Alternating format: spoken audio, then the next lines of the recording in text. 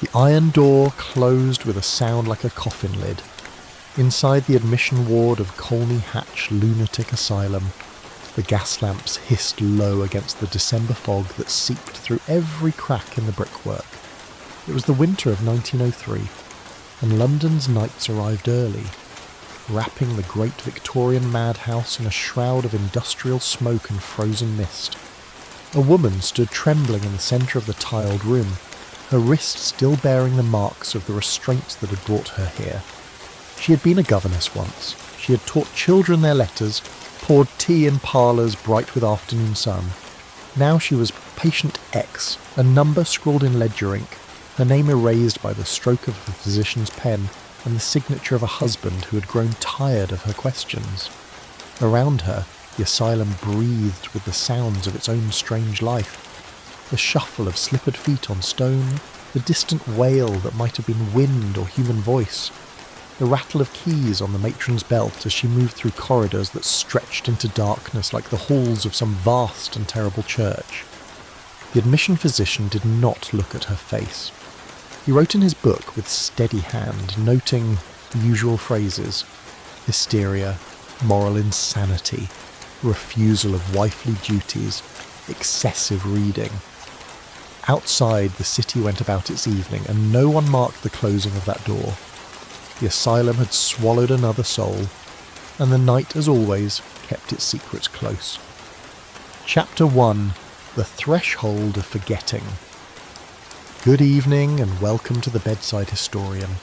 The night is quiet now, the hour late, and the world beyond your window has settled into stillness.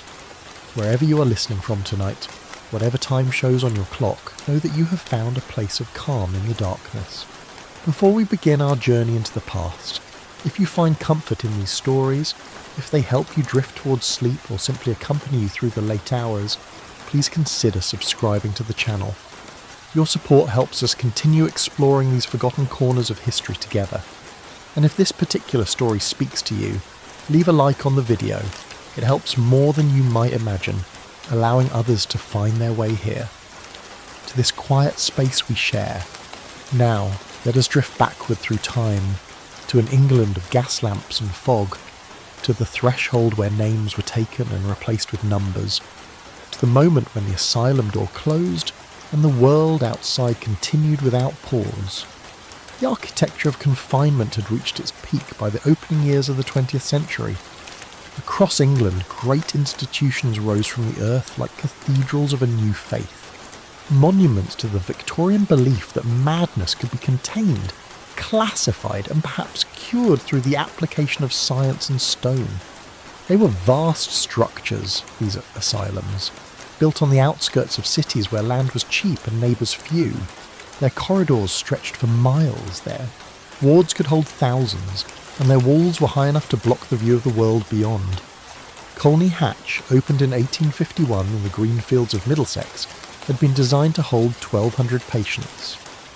By 1903, more than 3,000 souls resided within its walls, packed into wards never meant to hold such numbers, sleeping in beds arranged so close that one could reach across the gap and touch the breathing form of a stranger in the dark. The journey to such a place began not with madness, but with inconvenience. A wife who questioned her husband's authority too publicly. A daughter who refused the marriage her father had arranged. A woman who read books beyond her station or expressed opinions on matters deemed unsuitable for female contemplation. A widow who became a burden to her late husband's family. The reasons were as varied as the women themselves, but the outcome remained constant. 2 signatures were required by the law, one from a physician who had examined the patient, and one from a family member or legal guardian willing to commit her to institutional care. The examination could be brief, conducted in a parlour with the husband present, the physician's questions leading inevitably toward a predetermined conclusion. The diagnosis, once written, became truth. Hysteria, that catch-all term for female emotional expression deemed excessive. Moral insanity, applied to those whose behaviour violated social convention. Puerperal mania, diagnosed after childbirth when sadness lingered too long or joy failed to materialise on schedule. Melancholia, that ancient word for sorrow that refused to lift. the asylum existed in the public imagination as a place of last resort, a refuge for those truly afflicted with conditions beyond their control. The reality was more complex and considerably darker. Admission registers told a different story than the one offered in annual reports to Parliament. They recorded women committed for refusing marital relations, for excessive religious enthusiasm, for jealousy, for disappointment in love, for intemperance, for self-abuse, a Victorian euphemism whose exact meaning shifted with the moral imagination of the recording physician. They listed women whose only madness was poverty after a husband's death, whose families could not or would not support them and saw institutional care as an economical alternative. They noted women who had borne too many children too quickly and broken under the weight of endless pregnancy and nursing. They catalogued those who had witnessed horrors, domestic violence or the death of children, and responded with grief that society labelled pathological. The moment of admission followed a pattern refined by decades of institutional practice. The patient arrived by cab or family carriage, occasionally by a police wagon if her behaviour had drawn public attention. At the great entrance portico, she was received by the admission attendant, a woman whose manner combined the authority of a prison wardress with the professional detachment of a hospital matron. The family member who accompanied her, usually male, handed over the commitment papers and whatever possessions had been deemed appropriate for asylum life. A small trunk, perhaps, containing plain dresses and undergarments, sturdy shoes, a hairbrush, a Bible if she was fortunate. Jewellery was removed and catalogued, wedding rings noted in the admission book, though seldom returned to the wearer's hand. Money was taken into safekeeping, though few patients ever saw funds returned to their control. Letters from family, if they existed, were read by staff before delivery and could be withheld at a physician's discretion if their content was judged likely to agitate the patient's condition. The admission ward occupied a liminal space within the asylum's geography, neither quite hospital nor quite prison. Its walls were tiled to shoulder height for ease of cleaning, its floor laid with stone that echoed every footfall. High windows admitted light but were positioned too far above eye level to permit a view of the world outside. The furniture was minimal and built to withstand violence. Wooden benches bolted to the floor, a desk for the attendant, a locked cabinet containing the restraints and sedatives that might prove necessary should a new arrival become difficult. Here the patient was examined, measured, categorised. Her physical dimensions were recorded with calipers and tape measure, the shape of her skull noted according to the phrenological principles that still held sway in some medical circles. Her teeth were inspected, her hair examined for lice, her skin checked for signs of disease or self-inflicted injury. Questions were asked about her monthly cycles, her bowel habits, her sleeping patterns, her dreams. Every answer was recorded in the physician's neat hand, transformed into medical terminology that rendered the patient's own words strange even to herself. The removal of clothing marked the true beginning of institutional life. In a side room, the patient was stripped of the garments she had worn from her former life. Her dress, her corset, her petticoats, her stockings, all were taken away and replaced with the asylum uniform, a rough cotton dress dyed the particular shade of brown that marked institutional laundry throughout England, sturdy undergarments without ornament, thick wool stockings, heavy shoes without laces. The asylum could not risk the possession of anything that might serve as a weapon or a means of self-destruction. Laces, belts, hairpins, anything sharp or capable of bearing weight was forbidden. Even the buttons on the uniform dress were made of cloth rather than horn or metal, sewn on with thread that would tear before it could serve as a ligature. The assignment of a ward followed medical logic that was in practice largely arbitrary. Chronic cases were separated from acute, the reasoning being that those whose madness was recent and therefore potentially treatable should not be contaminated by prolonged exposure to those deemed incurable. In reality, the distinction often reflected little more than available bed space and the physician's initial impression during the admission examination. A woman who wept continuously might be placed in the acute ward, while one who sat in silence was assigned to chronic care, though their underlying conditions might be identical. The wards themselves varied in their character and their comforts. Those designated for acute cases sometimes retained remnants of the moral treatment philosophy that had briefly flourished in the previous century. Curtains at the windows, pictures on the walls, perhaps a piano in the day room. The chronic wards were bare and crowded, their only concession to comfort the straw mattresses on iron bedsteads, arranged in rows so long that a nurse standing at one end could barely see the other. The patient was assigned a number. This was written on a card that hung at the foot of her bed, stitched into her clothing, entered in the great ledger books that tracked every soul within the asylum walls. She might retain her Christian name and daily address, though even this courtesy was not guaranteed. More often, she became simply her surname preceded by her ward designation. Female 3 Smith, Chronic Ward Jones, Infirmary Brown. The use of surnames without the courtesy of Miss or Mrs. served to infantilise and diminish, a linguistic stripping of adult status that mirrored the removal of personal autonomy in every other aspect of asylum life. Some women, particularly those whose families had requested anonymity to avoid social scandal, were known only by initials or entirely by number. They existed in the records as Patient X or number 712, their true names hidden away in sealed documents that would remain locked until death or discharge provided release.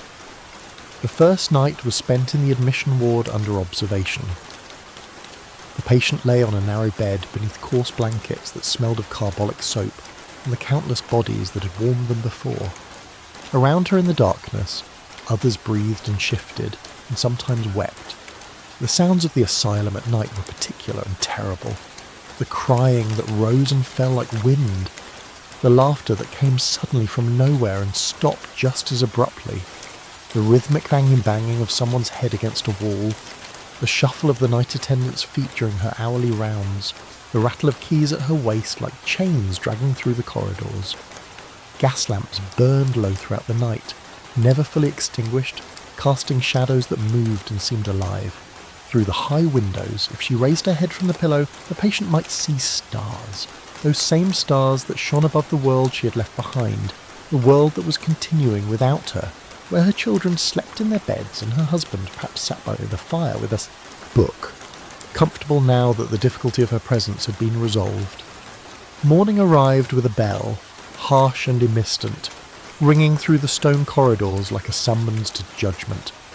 The patient rose with the others, learning already the necessity of immediate obedience to every signal, every command. There was no privacy for washing, no warm water, no gentle awakening. The asylum day began as it would continue, with efficiency and routine taking precedence over dignity or comfort. Breakfast was eaten in silence at long tables in the day room. Porridge and bread and tea, served in tin vessels that could not be broken and used as weapons. After the meal, the physician made his rounds, spending perhaps 2 minutes with each new admission, asking questions whose answers he had already decided, observing behaviour through the lens of theories learned in medical school and refined through years of institutional practice. His notes, entered in the casebook, would follow the patient through her entire asylum existence, creating a narrative of pathology that justified her continued confinement and informed every subsequent treatment decision. By the end of that first day, the transformation was largely complete. The woman who had entered as governess or wife or mother had become Patient X, a medical case, a number in a ledger, a body to be managed within the vast machinery of institutional care. Her past life receded already into something that felt like dream or story, something that had happened to someone else in another world. The asylum had its own time, its own logic, its own reality that superseded everything that had come before. And the threshold she had crossed upon admission, that iron door that closed with the sound of a coffin lid, led in only one direction. Very few, once inside, ever truly found their way back out. Chapter 2. The Science of Silence. The physician's morning rounds began precisely at 9 o'clock, a ritual as unchanging as the tides. Dr. Edmund Hartwell had held his position as assistant medical officer at Colney Hatch for 7 years, long enough to have lost whatever idealism might have accompanied his initial appointment, not long enough to have achieved the senior rank that would allow him escape to private practice and wealthier patients whose madness came wrapped in velvet and paid for in guineas. He was 34 years old, a graduate of Edinburgh's medical school, where he had distinguished himself neither by brilliance nor incompetence, but by the steady mediocrity that suited institutional work perfectly. His was a face designed for forgetting, narrow and pale, with features that seemed to recede into themselves, eyes the colour of dishwater behind wire-rimmed spectacles that perpetually slid down his nose. He wore the same dark suit every day, its fabric shiny at the elbows and knees, and carried a leather case containing his stethoscope, his reflex hammer, and the printed forms upon which he recorded his observations in handwriting so small and cramped that even he sometimes struggled to decipher his previous entries. The theories that guided his practice had been absorbed during his training and reinforced by every medical journal that crossed his desk, every lecture attended at the Royal College of Physicians, every conversation with colleagues over dinner in the asylum's staff dining room. Madness was a disease of the brain. This much was accepted as scientific fact. Its origins lay in hereditary weakness, in moral degeneracy, passed from parent to child like the colour of eyes or the shape of a nose. Environment played its role as well, particularly among women whose delicate nervous systems were understood to be perpetually vulnerable to disruption. Excessive education could overtax the female brain, diverting vital energy away from the reproductive organs and causing both mental breakdown and physical barrenness. Reading novels, particularly those of a sensational nature, could inflame the imagination to dangerous levels. Idleness was as harmful as overwork, allowing morbid thoughts to flourish in minds that lacked proper occupation. The solution, in theory, was straightforward. Identify the underlying cause, remove the patient from harmful influences, apply appropriate treatment, and restore the balance that constituted sanity. In practice, the matter proved considerably more complex. The women who filled the wards of Colney Hatch rarely fit neatly into the diagnostic categories outlined in medical textbooks. Their madness, if indeed madness was the correct term, manifested in ways that resisted classification. Some wept without ceasing, their grief an ocean that drowned all attempts at consolation. Others sat in perfect stillness, their eyes focused on distances that existed only within their own minds, unreachable by word or touch. A few became violent, attacking attendants or fellow patients with sudden fury that seemed to arise from nowhere and subside just as quickly into exhausted calm. Many heard voices, saw visions, conversed with invisible presences that offered threats or comfort or incomprehensible commands. But just as many displayed no obvious symptoms beyond the inconvenient behaviours that had prompted their families to seek institutional intervention. They argued when submission was expected, expressed inappropriate emotions, failed to perform their domestic duties with proper enthusiasm, or simply existed as burdens their relatives no longer wished to bear. Dr. Hartwell had long since ceased to concern himself overmuch with the question of whether his patients were truly mad. The law required only 2 medical signatures for commitment, and those signatures, once obtained, created their own reality. A woman certified as lunatic became lunatic in the eyes of the state, regardless of her actual mental condition.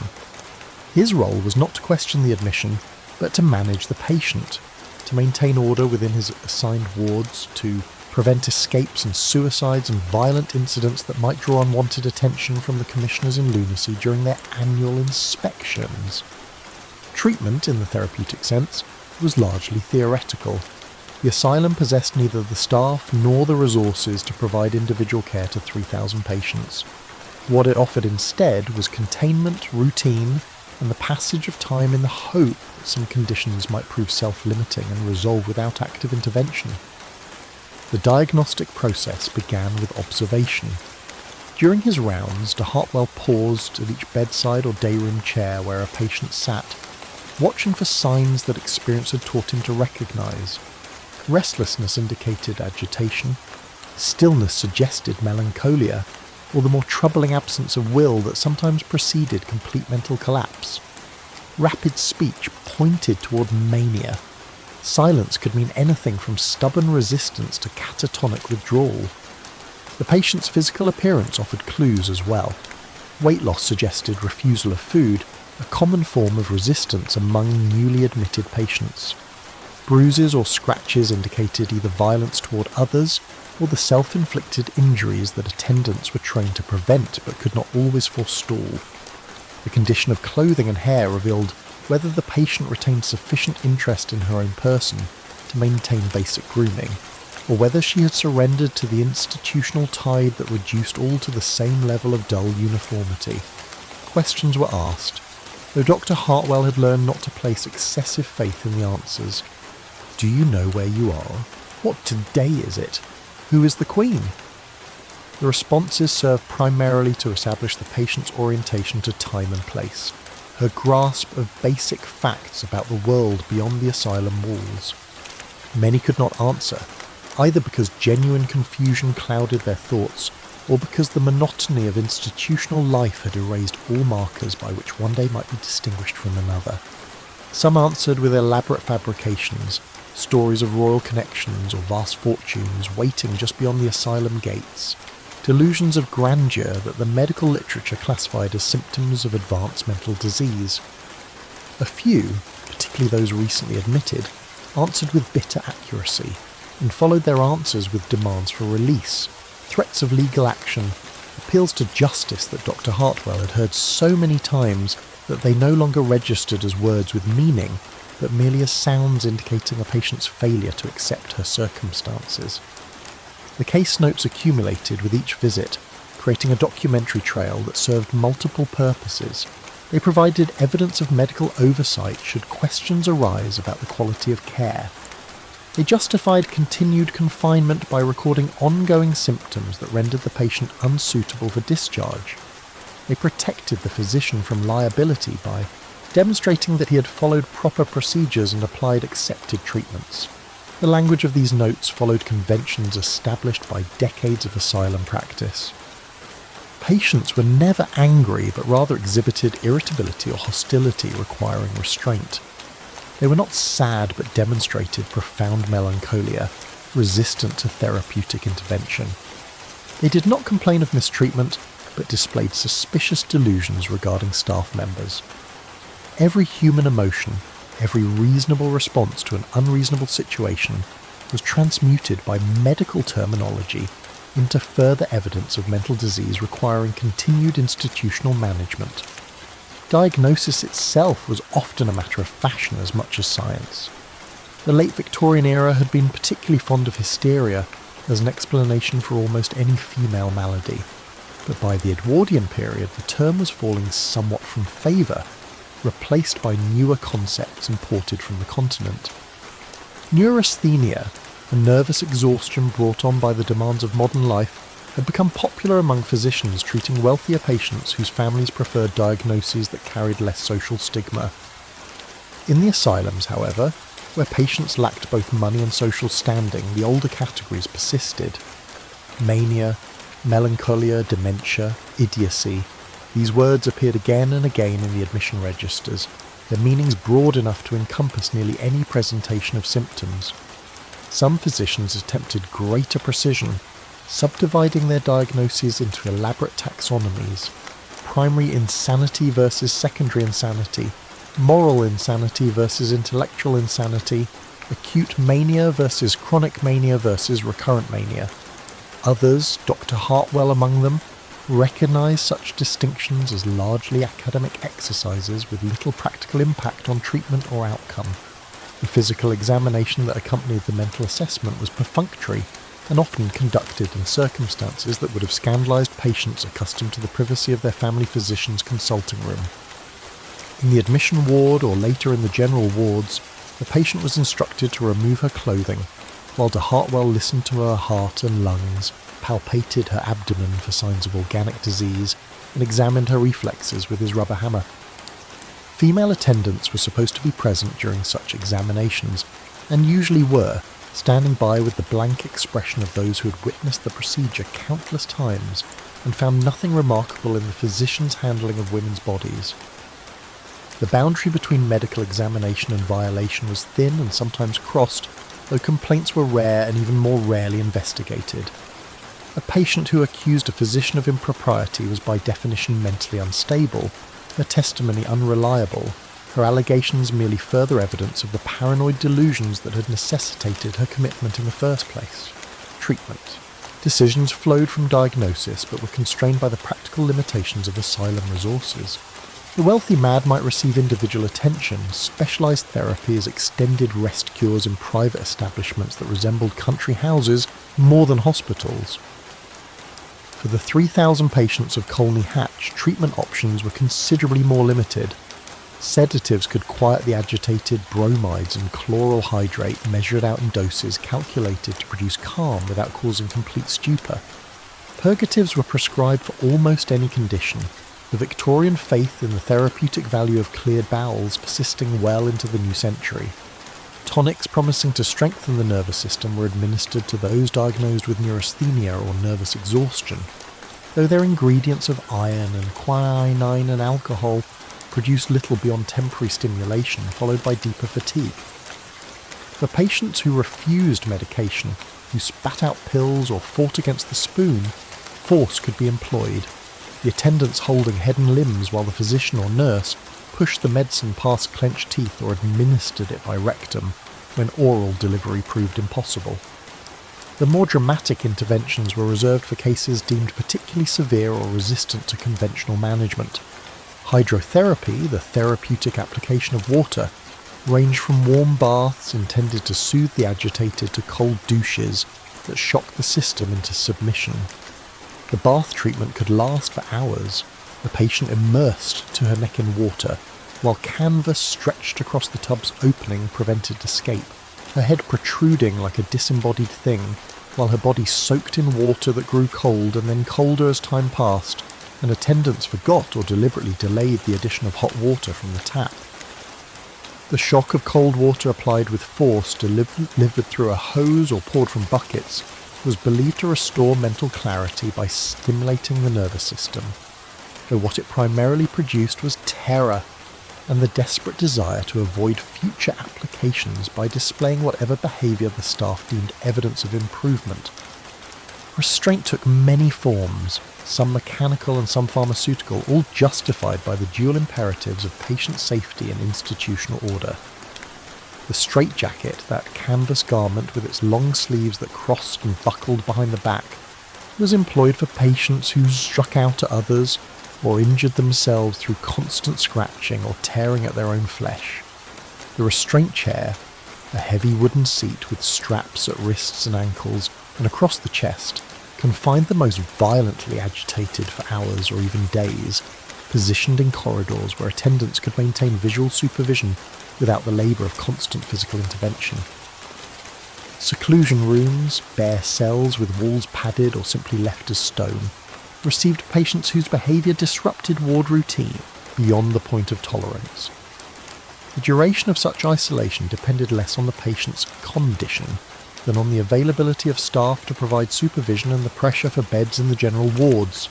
Some remained secluded for days or weeks, emerging pale and disoriented, broken by silence and darkness into a more manageable docility.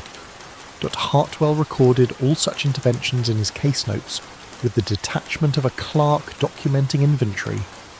Patient X placed in restraint following attack on attendant. Patient Y confined to seclusion room due to persistent screaming, disturbing other patients. Patient Z administered cold bath therapy for continued refusal of food. The language was neutral, clinical, stripped of any acknowledgement that the treatments described involved human suffering, that the patient confined to a padded cell in darkness heard her own screams echo back from the walls and believed herself abandoned by God and humanity both. Such considerations belong to sentiment rather than science, and Dr. Hartwell prided himself on his scientific approach to mental disease. He was not cruel by nature, nor particularly kind. He was simply a physician doing his duty within a system that defined madness as something to be controlled rather than understood, that measured success by the absence of disturbance rather than the presence of healing. The morning rounds concluded before noon, case notes updated, treatment orders issued to attendants who would carry them out with varying degrees of competence and care. Dr. Hartwell returned his instruments to their case, wiped his spectacles with a handkerchief that had long since ceased to be truly clean, and made his way to the staff dining room, where lunch was served at 12:30. He ate his meal in the company of other asylum physicians, conversation turning to matters of hospital administration, difficulties with particular patients, complaints about inadequate funding from the county authorities. No one spoke of doubt, of nights when sleep would not come, and the faces of patients haunted the darkness behind closed eyelids.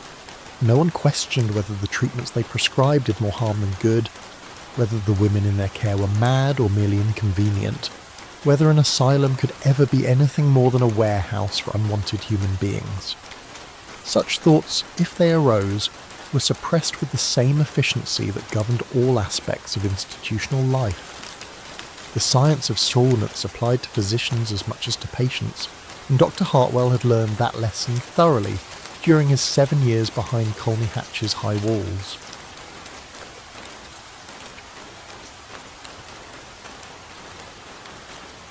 Chapter 3. The Corridor of Lost Names. The bell that woke the wards rang at 6 o'clock in winter, 5:30 in summer when daylight arrived early, and coal for heating was less abundant. There was no gradual awakening, no gentle transition from sleep to wakefulness.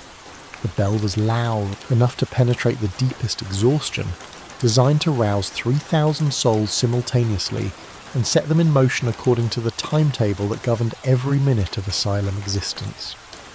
In the female wards, the night attendant who had dozed in her chair through the small hours rose and began her circuit of the room, pulling back the thin blankets from those who had not already stirred, prodding the shoulder or foot of anyone who remained motionless, checking that each patient still breathed and had survived another night without mishap. Deaths occurred with sufficient frequency that morning. Inspection included this essential verification, though death in the asylum was generally a quiet affair. A heart that simply ceased its beating during sleep, a mercy for which some patients prayed nightly and others feared as the final abandonment by a god who had already forgotten them. The first task was the chamber pot. Privacy was a luxury that existed nowhere within the asylum walls, and morning ablutions were performed in full view of 50 or 60 other women engaged in the same necessary business. The pots were kept beneath each bed, emptied into the slop buckets that stood at intervals along the ward, then rinsed with a splash of water from the washing basins before being returned to their positions. The smell was constant and pervasive, the carbolic soap used for cleaning strong enough to strip skin, but never quite sufficient to mask the underlying stench of human waste multiplied by hundreds. Washing was accomplished at long troughs supplied with cold water from taps that ran continuously, the overflow draining through holes in the stone floor. Soap was rationed, a single bar shared among a dozen patients, and towels were few enough that most women dried their faces and hands on their nightgowns before changing into day clothing. The whole process took perhaps 20 minutes from bell to completion, efficiency born of necessity and enforced by attendants who had their own schedules to maintain and no patience for slowness or resistance. Dressing was accomplished with the same lack of privacy that characterised every other aspect of ward life. The uniform dresses hung on hooks along the walls, identical brown garments that made no allowance for differences in height or figure. A tall woman wore the same length hem as one who stood barely 5 feet, the fabric dragging on the floor or exposing ankles according to the accident of sizing. A stout woman struggled into a dress meant for narrower shoulders, while a thin one swam in fabric that hung loose and formless on her frame. The asylum held no mirrors, the reasoning being that excessive attention to personal appearance indicated vanity and possibly the beginnings of erotic mania, that dangerous condition in which a woman's thoughts turn too frequently toward her own body and its potential for attracting male attention. Without mirrors, the patients could only judge their appearance by observing one another, and what they saw offered little comfort. Hair that had once been curled and pinned and decorated with combs was now pulled back severely and confined in nets that prevented lice but also stripped away any remnant of femininity or individual style. Faces grew pale from lack of sunlight and fresh air, eyes hollow from poor sleep and poorer food. The institutional life stamping itself on flesh and bone, until even young women began to resemble the elderly chronic cases who had spent decades behind asylum walls.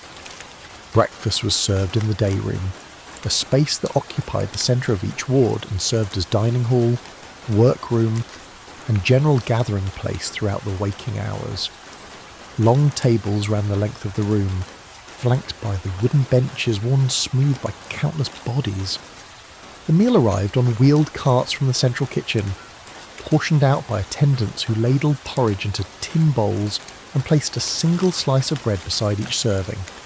Tea came in tin cups, lukewarm and weak, more the memory of tea than the substance itself. Sugar and milk were not provided, the belief being that stimulants of any kind were unsuitable for the mentally unstable. The patients ate in silence or near silence, conversation discouraged by attendants who believed that talking during meals led to excitement and excitement to disturbance. Some women consumed their portions mechanically, spoonful after spoonful disappearing with neither taste nor thought. Others sat staring at their bowls, as if unable to remember the purpose of the vessel before them, until an attendant's sharp command returned them to the present moment and the requirement of eating.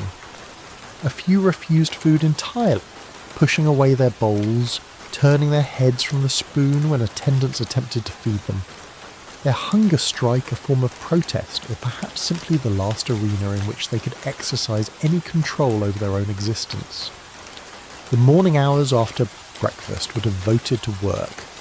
The asylum could not function without patient labour, the budget too limited to hire sufficient staff to accomplish all the tasks required to maintain an institution housing 3,000 souls. In the female wards, the work was domestic in nature, an extension of the roles women were expected to perform in the outside world. Some were assigned to laundry duty, spending their days in the vast steaming rooms where institutional linens were boiled in great copper vats and then wrung through mangles that could crush a careless hand. The heat was intense, the air so thick with moisture that breathing became laboured. And the work itself was back-breaking, endless loads of sheets and towels and clothing that emerged from the washing process only to be immediately replaced by more soiled linens from the wards. Others worked in the sewing room, mending torn garments, making new uniforms from bolts of coarse brown cloth, embroidering the identification numbers onto each piece so that laundry could be returned to the correct ward. The finest needlework was reserved for items destined for staff use, or for the asylum chapel, tablecloths and altar linens on which patients lavished skills learned in their former lives, when they had embroidered trousseau linens or baby gowns, when their needles had created beauty, rather than simply performing maintenance on institutional ugliness. The kitchen absorbed a large contingent of female labour, patients working under the supervision of paid staff to prepare the meals that would feed the entire asylum population. Potatoes arrived in sacks and had to be peeled in quantities that made the fingers ache, and the back scream from hours bent over the work. Vegetables were chopped for soup. Enormous quantities of turnips and carrots and onions, reduced to uniform pieces by women wielding knives, dull enough to pose minimal danger, but sharp enough to occasionally cause injury when fatigue led to carelessness. Bread dough was kneaded in batches large enough to require 2 women working together, their hands disappearing into the mass of flour and water and yeast. The ovens burned constantly, their fires tended by patients who had demonstrated sufficient reliability to be trusted with coal scuttles and pokers, though even this limited trust was supervised by attendants who understood that a fire could be weapon as well as tool. The work was hard, but possessed the virtue of purpose and the small comfort of warmth, particularly in winter, when the wards themselves were heated inadequately, and the kitchen with its great ranges became a place where women might thaw their frozen hands. Cleaning occupied another large group, women moving through the corridors with mops and buckets, scrubbing the tile walls and stone floors with carbolic solutions that left the skin raw and cracked. The asylum accumulated dirt at a rate that made cleanliness a constant battle never truly won. Dust filtered in through windows that could not be fully sealed, tracked through on the boots of staff and visitors, generated by the simple existence of thousands of bodies moving through shared spaces. The privies required particular attention, their bowls scrubbed multiple times daily, their floors mopped until the stones shone with wetness that never quite dried in the damp English climate.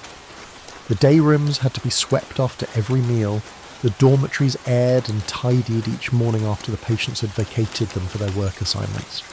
Windows were washed on a rotating schedule, though the bars that covered them from outside remained rusty, and the view they framed showed only the enclosed airing courts or the blank walls of other asylum buildings. Some patients were judged unsuitable for work, either because their mental condition rendered them incapable of following instructions, or because their behaviour posed too great a risk to themselves or others. These women spent their days in the day room, sitting on the benches that lined the walls or at the tables where no occupation had been provided. They sat and stared at nothing, or rocked ceaselessly forward and back, or picked at their clothing with restless fingers that never found peace. Attendants moved among them periodically, ensuring that none had managed to injure herself or remove her clothing, redirecting behaviour that veered toward violence or indecency. The boredom was profound and unrelieved, hours passing with nothing to mark them except the light that moved across the floor as the sun tracked overhead, visible through windows too high to offer any view of the world beyond.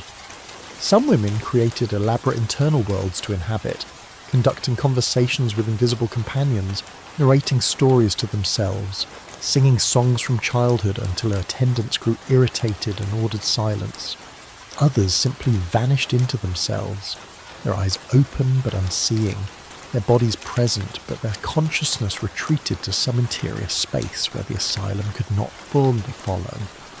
Midday dinner arrived at noon precisely, the bell announcing the meal and the patients assembling at their assigned tables with the automaticity of long habit. The main meal of the day consisted of meat when budget allowed, more often of soup thick with vegetables and barley, bread and potatoes, weak tea. The portions were adequate to sustain life, but calculated to provide neither satisfaction nor pleasure. Institutional food was by necessity bland, cooked in such quantities that individual flavour was lost and everything tasted faintly of the same metallic edge imparted by the great cooking vessels. Sunday brought a slight variation, perhaps a bit of pudding or an extra slice of bread, acknowledgement of the day's special character. Religious observance was compulsory rather than optional, and the chapel service that followed Sunday dinner was another form of institutional routine rather than spiritual comfort. The afternoon hours repeated the morning pattern. Work assignments resumed, the day room occupied by those who could not or would not labour. As the light began to fail, patients were released from their tasks and returned to the day rooms, where they sat until the evening meal at 6 o'clock. This supper was lighter than dinner, usually bread and butter and tea, sometimes porridge again, the sameness of the menu turning food into fuel rather than nourishment.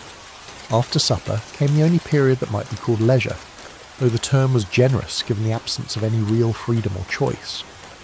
In some wards, an attendant might read aloud from an improving book, religious texts or moral tales that depicted the consequences of sin and the rewards of Christian suffering. In others, a piano might be available, and a patient with sufficient skill permitted to play hymns and folk songs that brought brief moments when the women might remember they had once been more than inmates and might be human still. Evening bell rang at 8 o'clock in winter, 9 in summer, the signal for a return to the dormitories. The changing of clothes was accomplished in reverse, day dress replaced by nightgown, shoes removed and placed beneath the bed where they would wait until morning. The patients lay down in their assigned spaces, the narrow beds arranged with barely 2 feet between them, creating rows of prone bodies that filled the ward from end to end. The gas lamps were lowered but not extinguished, their dim light casting shadows that moved with the flickering flame. The night attendant settled in her chair at the entrance to the ward, a position from which she could observe the entire room, though her attention often wandered and her eyes often closed as the hours of darkness stretched toward dawn. Sleep came easily to some, exhaustion from physical labour dragging them down into unconsciousness despite the discomfort of the thin mattress and the cold that crept through inadequate blankets. Others lay awake for hours, listening to the sounds of the ward in darkness, the breathing of dozens of other women, the occasional cry or sob or laugh that marked another's troubled dreams. Some whispered to their neighbours, careful conversations conducted in voices too low to draw the attendants' attention, sharing news or rumours, or simply the comfort of human connection in a place designed to reduce all to isolated units. These whispered exchanges were how information travelled through the asylum, news of deaths in other wards, stories of patients who had been discharged or transferred to county facilities for chronic cases, warnings about particular attendants who were cruel, or particular physicians who were conducting experimental treatments. The corridor of lost names was also a corridor of whispered memory, each woman carrying fragments of the other's stories, preserving them against the institutional machinery that sought to reduce all identity to numbers in a ledger. And in the darkness they remembered who they had been. The governess recalled her pupils, their faces already growing dim but their names still clear in her memory. The mother remembered her children, wondering whether they asked for her still, or whether they had been told that she was dead, that being easier, perhaps, than explaining that their mother had gone mad. The widow remembered her husband's voice, the shape of their shared life before poverty and grief had brought her to this place. The daughter remembered the moment when her father had signed the papers, the betrayal in his eyes that was also relief at being freed from the burden of her care. These memories were dangerous, feeding the sorrow that the asylum classified as melancholia, nurturing the anger that was labelled as mania. But they were also precious, the last proof that the women sleeping in these narrow beds had once belonged to the world beyond the walls, that they had been loved, or at least known, that they had mattered to someone once, even if they mattered to no one now. The corridor of lost names was where those names were remembered, whispered in darkness, held close against the day when they might be needed again, if freedom ever came, if the door ever opened and the world beyond proved willing to receive them back into its embrace.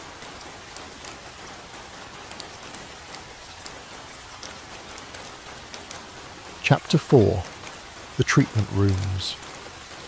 The treatment wing occupied the ground floor of the main building, positioned for convenience near the male and female admission wards where newly arrived patients most often required immediate intervention.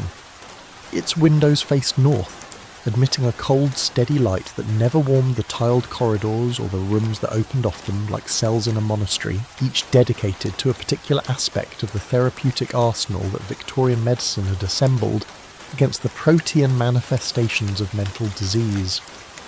The doors were thick oak reinforced with iron straps, fitted with locks that could be operated from the corridor side only, and small observation windows at eye height permitted staff to monitor patients without entering. The air in this wing possessed a particular quality, sharp with carbolic and underlying it the smells that antiseptic could not quite mask. Sweat born of fear, the metallic tang of blood, the acrid reek of vomit and excrement, the sweet chemical odour of chloroform and ether. Patients summoned to the treatment wing went reluctantly, their resistance often requiring the physical assistance of multiple attendants to move them down the corridor and through the door that would close behind them with the finality of a trap. The hydrotherapy room contained the asylum's collection of baths and water apparatus, arranged with the precision of surgical instruments in an operating theatre. The continuous bath stood against one wall, a deep porcelain tub large enough to hold a human body in a semi-reclined position, with a canvas cover that could be drawn across the top, leaving only the patient's head exposed. The theory held that prolonged immersion in warm water produced a calming effect on the nervous system, the warmth and the sensation of floating combining to soothe agitation and promote rest in patients who had not slept properly for days or weeks. In practice, the treatment became a form of confinement that differed from restraint only in the medium employed. A patient placed in the continuous bath might remain there for hours or even days, fed while immersed, given water to drink, her bodily functions managed by attendants who rarely troubled to maintain the water temperature at therapeutic levels. The water grew cold and then colder, and what had begun as comfort became ordeal, the patient unable to move or escape, her neck supported by a rubber collar that kept her head above water, but also prevented her from raising herself or turning her body more than a few inches in any direction. The spray bath stood in the corner, a more compact apparatus consisting of metal pipes arranged in a circle from which multiple streams of water could be directed at a patient standing at the centre.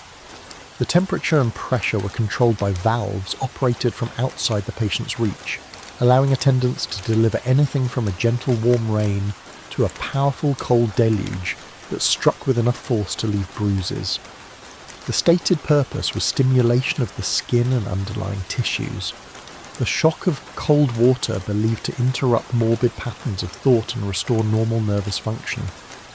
What it truly produced was acute distress, the patient standing naked while ice-cold water hammered at her from all directions, unable to shield herself or escape, her cries for mercy drowned by the sound of rushing water. The treatment typically lasted 15 minutes, though in cases of particularly severe agitation or resistance to authority, the duration might be extended until the patient collapsed or attendants judged that sufficient lesson had been administered. The wet pack treatment occupied a dedicated room furnished with nothing more than a narrow table and cabinets containing the necessary linens. The procedure began with sheets wrung out in cold water and wrapped tightly around the patient's naked body, binding arms to sides and legs together, the wet cloth clinging like a shroud. Additional blankets were then wrapped over the wet sheets, tucked in firmly to prevent movement, until the patient lay immobilised in a cocoon of increasingly warm dampness, as her body heat was reflected back by the insulating layers. The theory suggested that this combination of initial cold followed by gradual warming would relax muscle tension and calm mental excitement. The reality was claustrophobia and helplessness, the inability to move even fingers or toes, the sensation of the wet cloth tightening as it dried, the moisture condensing on the patient's face so that she feared drowning even while lying on dry land. Some patients endured the treatment in silence, eyes closed, willing themselves into a mental distance from the physical experience. Others panicked, thrashing against the restraining layers until exhaustion claimed them, or attendants administered sedatives to force the calm that therapy alone could not produce. The treatment chair stood in its own small room, bolted to the floor and positioned so that anyone entering immediately confronted it, the message of its presence unmistakable. It was constructed of dark wood worn smooth by use, fitted with leather straps at wrists and ankles and across the chest and forehead, capable of holding a patient in complete immobility for as long as staff deemed necessary. The chair served multiple purposes. It provided a means of controlling violent patients without resorting to the straitjacket, which required more staff time to apply and remove. It offered a location for force-feeding patients who refused nourishment, their heads held, immobile while tubes were passed through nose or mouth into the stomach. It functioned as punishment disguised as treatment, patients confined to the chair for hours as consequence of behaviour that violated ward rules or challenged attendant authority. The medical justification claimed that enforced stillness would calm the agitated mind and teach self-control to those who lacked it. The practical reality was that the chair broke resistance through discomfort and humiliation, reducing the patient to such a state of compliance that she would agree to anything if only the straps would be loosened and she might stand or move, or simply feel blood flow back into limbs that had gone numb from compression. The force-feeding apparatus occupied a cabinet in the treatment room where the chair stood, its contents laid out with the care afforded to valuable equipment. Rubber tubes of various diameters, metal funnels, glass measuring vessels, containers of nutrient mixture consisting of milk and eggs and beef tea. When a patient refused food for long enough that starvation became a medical concern, or more often when her refusal became an administrative problem that disrupted ward routine and set a bad example for other patients, she was brought to this room and secured in the chair. The attendants held her head while the physician approached with the tube, waiting for the moment when she gasped or cried out so that he might pass it through her mouth and down her throat into her stomach. If she kept her mouth clenched shut, the tube was introduced through her nostril, pushed through passages never meant to accommodate such invasion, the patient gagging and choking as the rubber scraped against raw tissue. Once the tube was in place, the nutrient mixture was poured through the funnel at its top, gravity carrying it down into her stomach while she struggled against the straps and the hands that held her. The removal of the tube was as traumatic as its insertion, often bringing up blood mixed with the partially digested food. The process was repeated at regular intervals, sometimes 3 times daily, until the patient agreed to eat of her own accord, or until her body gave up resistance and she accepted the tube with the blank passivity of one who had learned that protest only prolonged suffering. The surgical theatre, for so it was called though no actual surgery was performed there, served as the location for procedures that required more controlled conditions than the general wards could provide. Here, patients were examined more thoroughly than the cursory admission inspection allowed, their bodies subjected to investigations that sought physical causes for mental symptoms. The connection between bodily function and mental state was an article of faith among asylum physicians, and much attention was devoted to women's reproductive systems as potential sources of madness. The instruments used for gynecological examination were cold and hard, their insertion, accomplished without anaesthetic or gentleness, the patient positioned on a table with legs spread and restrained, while male physicians conducted explorations that would have been considered sexual assault in any other context, but were classified as medical necessity within asylum walls. Infections were diagnosed and treated with harsh disinfectants applied internally. Abnormalities were noted in case files, speculation about their relationship to mental symptoms filling pages with theories that had no scientific basis, but satisfied the physician's need to locate madness somewhere in the material body where it might theoretically be reached and corrected. The seclusion rooms adjoined the treatment wing, though they served a different function than the specialised as chambers devoted to hydrotherapy and restraint. These were bare cells, measuring perhaps 8 feet square, furnished with nothing beyond a straw mattress on the floor and a chamber pot in the corner. The walls were thick enough to muffle sound, the doors solid wood with observation windows that could be shuttered from outside when staff wished to deprive the patient of even the limited human contact provided by periodic observation. Patients were placed in seclusion for various reasons: violent behaviour that endangered others, persistent screaming that disturbed the wards, refusal to obey attendant instructions, sometimes merely because their presence had become inconvenient and no other space was available to contain them. The duration of seclusion was theoretically limited, regulations requiring that patients be examined daily and released once their condition improved. In practice, women sometimes remained for weeks in these cells, seeing no one except the attendant who delivered food 3 times daily and removed the chamber pot for emptying, speaking to no one, hearing no voice except their own as it echoed back from stone walls. The darkness of seclusion was profound when the observation window was shuttered, a blackness so complete that the patient lost all sense of whether her eyes were open or closed. Time became unmeasurable, the absence of natural light destroying the body's rhythms, sleep and waking blending into a continuous state of exhausted consciousness from which there was no escape. Some women emerged from seclusion visibly changed, their spirits broken, their resistance to institutional authority ended.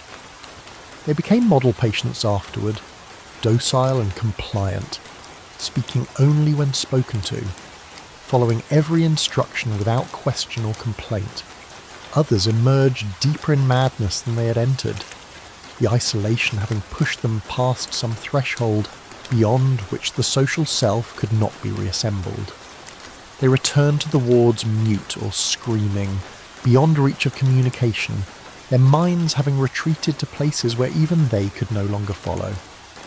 And some did not emerge at all, their hearts simply ceasing during the night, their bodies discovered.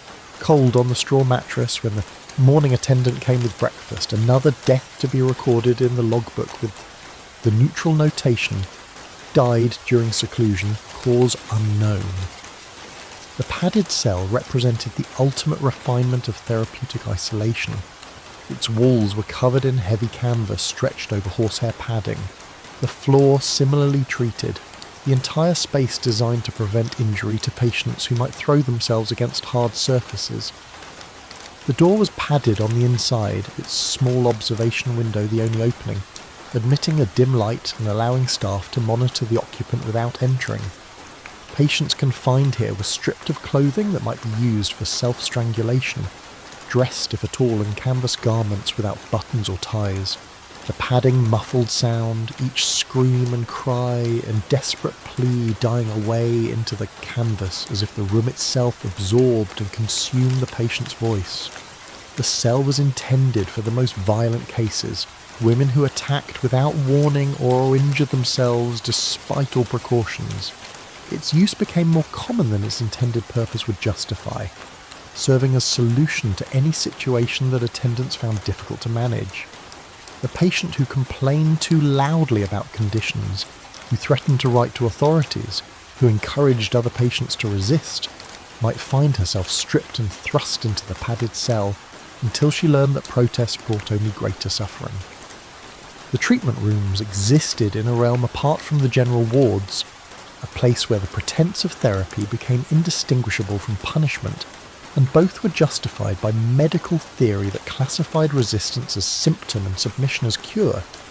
The women who entered these rooms left something behind in them, some piece of self that could not be recovered after the straps were loosened, and the tube withdrawn and the door to the padded cell finally opened. What emerged was reduced, diminished, the human being compressed into a more manageable form that fit more easily into the institutional machinery. The physicians who ordered these treatments slept soundly at night, confident that they were applying the best knowledge available to them, that suffering in service of cure was regrettable but necessary, that their actions were justified by science and sanctioned by law. The attendants who carried out the orders developed the emotional callousness required to inflict pain on a daily basis, telling themselves that the patients were mad and could not feel as normal people felt, that today's cruelty might produce tomorrow's improvement, or if not improvement then at least compliance, which in the asylum amounted to the same thing.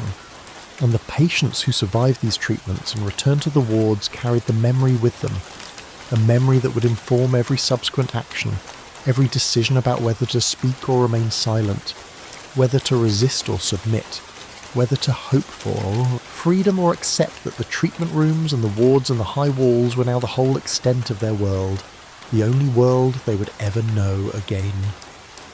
Chapter 5. The Female Wards. The geography of madness within Colney Hatch followed a logic that was medical in theory but social in practice.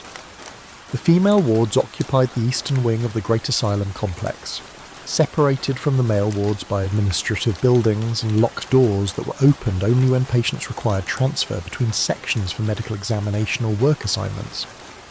Within the female wing itself, divisions multiplied according to classifications that reflected both diagnosis and perceived moral status. The acute wards held those whose madness was recent and therefore theoretically curable, women who had broken down under strain or grief or childbirth, and might yet be restored to sanity if treatment proved effective. The chronic wards housed those whose conditions had persisted for years without improvement, women who had become permanent residents of the institutional world, their former lives receding into a past that seemed to belong to different people entirely. The infirmary wards received the physically ill, the elderly, the dying, women whose bodies failed even as their minds remained trapped within deteriorating flesh. And in the quiet corners that appeared on no official plan, the hidden wards held those whose presence the asylum preferred not to acknowledge, women so violent that they could not be safely housed with others, women whose symptoms included behaviours too disturbing for public wards, women whose families paid extra fees for privacy, and whose madness must not become matter for gossip in the social circles where their relatives moved. The morning of admission, a woman learned which category would define her asylum existence. The decision was made by the admitting physician based on his brief examination and the information provided in the commitment papers, a determination that would shape every aspect of her institutional life and was rarely reconsidered regardless of how her actual condition might change over time. Assignment to the acute wards carried a whisper of hope, the suggestion that this imprisonment might prove temporary, that recovery was possible and discharge might follow in weeks or months. The women in these wards retained something of their former selves. Their clothing was slightly less worn, their surroundings marginally more comfortable, their treatment marginally more humane. They were permitted books from the small asylum library, allowed to write letters home, though all correspondence was read by staff before posting, sometimes granted visits from family members in a room designated for that purpose. The acute wards maintained a pretense of normalcy, as if the women residing there were merely guests in an unfortunate hotel, rather than prisoners in an institution from which escape was nearly impossible. The chronic wards stripped away such pretense. Here resided women who had been inmates for 5 years, 10 years, 20 years, their commitments having occurred so long ago that the England of their memories bore little resemblance to the Edwardian world beyond the walls. They had entered during Victoria's reign, when horse-drawn carriages filled the streets and gaslight was still a modern innovation, and that they would leave only when death released them from bodies that had long since ceased to be homes for whatever spark constituted their essential selves. The chronic wards were crowded beyond any reasonable capacity, beds arranged so close that the women slept with their faces inches from their neighbours, the air thick with the smell of unwashed bodies and unchanged linens, and the peculiar odour of institutional life that no amount of carbolic could eliminate. The day rooms held 50 women where space existed for 30. Benches lined with patients who sat shoulder to shoulder, rocking or muttering or staring at nothing, while attendants moved among them ensuring that basic order was maintained, and nothing more.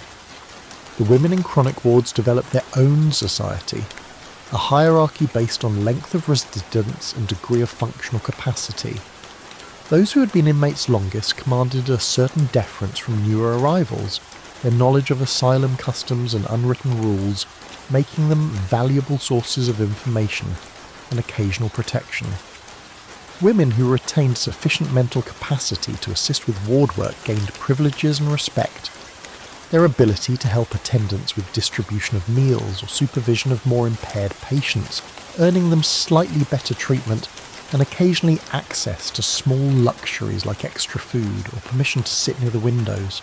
At the bottom of this hierarchy existed the truly broken, women whose minds had retreated so far into darkness that they no longer recognised their own names, who soiled themselves without awareness, who required feeding like infants, who lived in a twilight state between consciousness and absence. These women were tended by other patients more often than by paid staff, the attendants having neither time nor inclination to provide the constant care such cases required. The particular affliction of women in asylum care was understood by physicians to arise from the fundamental instability of the female nervous system. Medical texts devoted entire chapters to the relationship between reproductive function and mental disease, theories that located the source of female madness in the organs that defined biological womanhood. The uterus was believed capable of causing profound mental disturbance, its monthly cycles producing temporary insanity in women whose constitutions were insufficiently robust to withstand the demands of fertility. Pregnancy could trigger madness, the strain on the body overwhelming fragile nerves. Childbirth was even more dangerous, the trauma of delivery producing puerperal mania in women who emerged from labour, having lost their reason along with their blood. Menopause marked another period of vulnerability, the cessation of monthly courses creating an imbalance that manifested in melancholia or religious mania, or the sexual excitability that physicians found particularly disturbing in women past the age when such feelings were considered appropriate. The case histories recorded in admission registers told variations on these themes with numbing repetition. A woman of 30, mother of 7 children, committed 3 months after her last delivery suffering from puerperal mania, symptoms including refusal to nurse the infant and statements that the child was not her own. A woman of 45 committed by her husband for melancholia associated with change of life, treatment at home having proved ineffective. A woman of 22 committed following miscarriage, exhibiting religious delusions and belief that God was punishing her for sins she could not name. A woman of 50 committed after death of her husband, refusing food and speaking constantly of joining him in death. The pattern was clear to those who examined the records without the distorting lens of medical theory.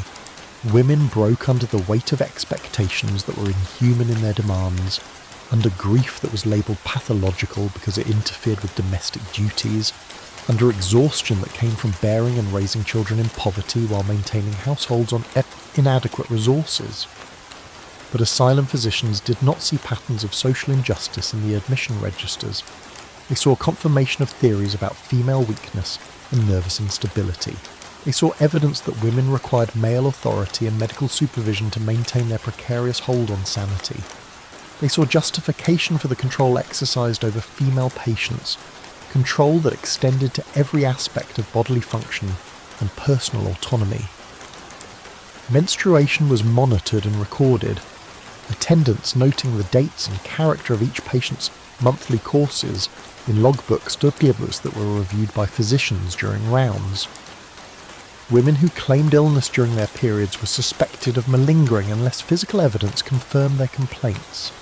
Those whose cycles were irregular or absent were subjected to examinations and treatments intended to restore proper function, the assumption being that mental health required regular menstruation and any deviation indicated underlying pathology requiring correction. The question of sexuality haunted the female wards with particular intensity. Victorian morality held that decent women possessed no sexual feelings beyond the desire for motherhood, that female passion was either absent or so thoroughly sublimated to reproductive purpose that it never manifested as independent desire. Women who violated this expectation, who expressed sexual interest or engaged in masturbation or formed romantic attachments to other women were diagnosed with erotomania or nymphomania, conditions that marked them as dangerously deviant and requiring the most intensive therapeutic intervention. The treatments for such diagnoses were harsh and humiliating, designed to extinguish desire through association with pain and shame. Cold baths were applied specifically to the genital region, ice placed against sensitive tissue until the patient screamed. Blistering agents were sometimes used, substances that raised welts and caused intense burning, the theory being that external pain would redirect attention away from internal sensations. In extreme cases, surgical intervention was proposed, removal of the clitoris or ovaries justified by claims that these organs were diseased and causing the mental disturbance. The ward attendants who supervised female patients were themselves women, working class and poorly educated, drawn to asylum employment by wages that exceeded what they might earn in domestic service or factory work. They received minimal training, learning their duties through observation and instruction from senior staff rather than any formal educational programme. The work was difficult and often dangerous, requiring physical strength to manage violent patients and emotional hardness to witness suffering without being overwhelmed by compassion that would make the job impossible. Some attendants were naturally kind, offering what comfort they could within the constraints of institutional rules and their own limited authority. Others were cruel, taking out their own frustrations on patients who could not resist or report mistreatment without being labelled delusional. Most fell somewhere between these extremes, performing their duties with the minimum effort required to avoid disciplinary action, neither actively cruel nor particularly caring, simply doing a job that paid wages and required no skills beyond the ability to maintain order among women who had no power to resist. The relationship between patient and attendant was fundamentally one of captor and captive, though it was disguised in the language of nursing and care. Attendants held the keys that locked the wards at night and throughout the day. They controlled access to necessities, deciding who received fresh water or clean linens, or permission to use the privy outside designated times. They administered medications, often by force when patients refused, holding the struggling woman while pills were pushed past, clenched teeth, or liquid medicine poured down her throat. They applied restraints when physicians ordered them, buckling the straitjacket straps or tightening the leather bands that secured wrists to bed frames. They escorted patients to the treatment rooms and held them during procedures, their hands as much instruments of coercion as the apparatus itself. And they filed reports on patient behaviour, their observations forming the basis for medical decisions about diagnosis and treatment, their words in the logbook capable of extending a woman's confinement or consigning her to the chronic wards where Hope went to die. Yet within this structure of a domination, small acts of humanity occasionally flowered like weeds pushing through stone. An attendant might save a bit of her own dinner to slip to a patient she knew was hungry. Another might allow two women who had formed a friendship to sit together in the day room after official lights out, pretending not to notice their whispered conversations. A particularly sympathetic attendant might fail to report minor rule violations, might look the other way when a patient saved a scrap of paper and a pencil stub for writing letters that would never be posted, but provided some outlet for feelings that could not be safely expressed aloud. These kindnesses were rare and offered at risk.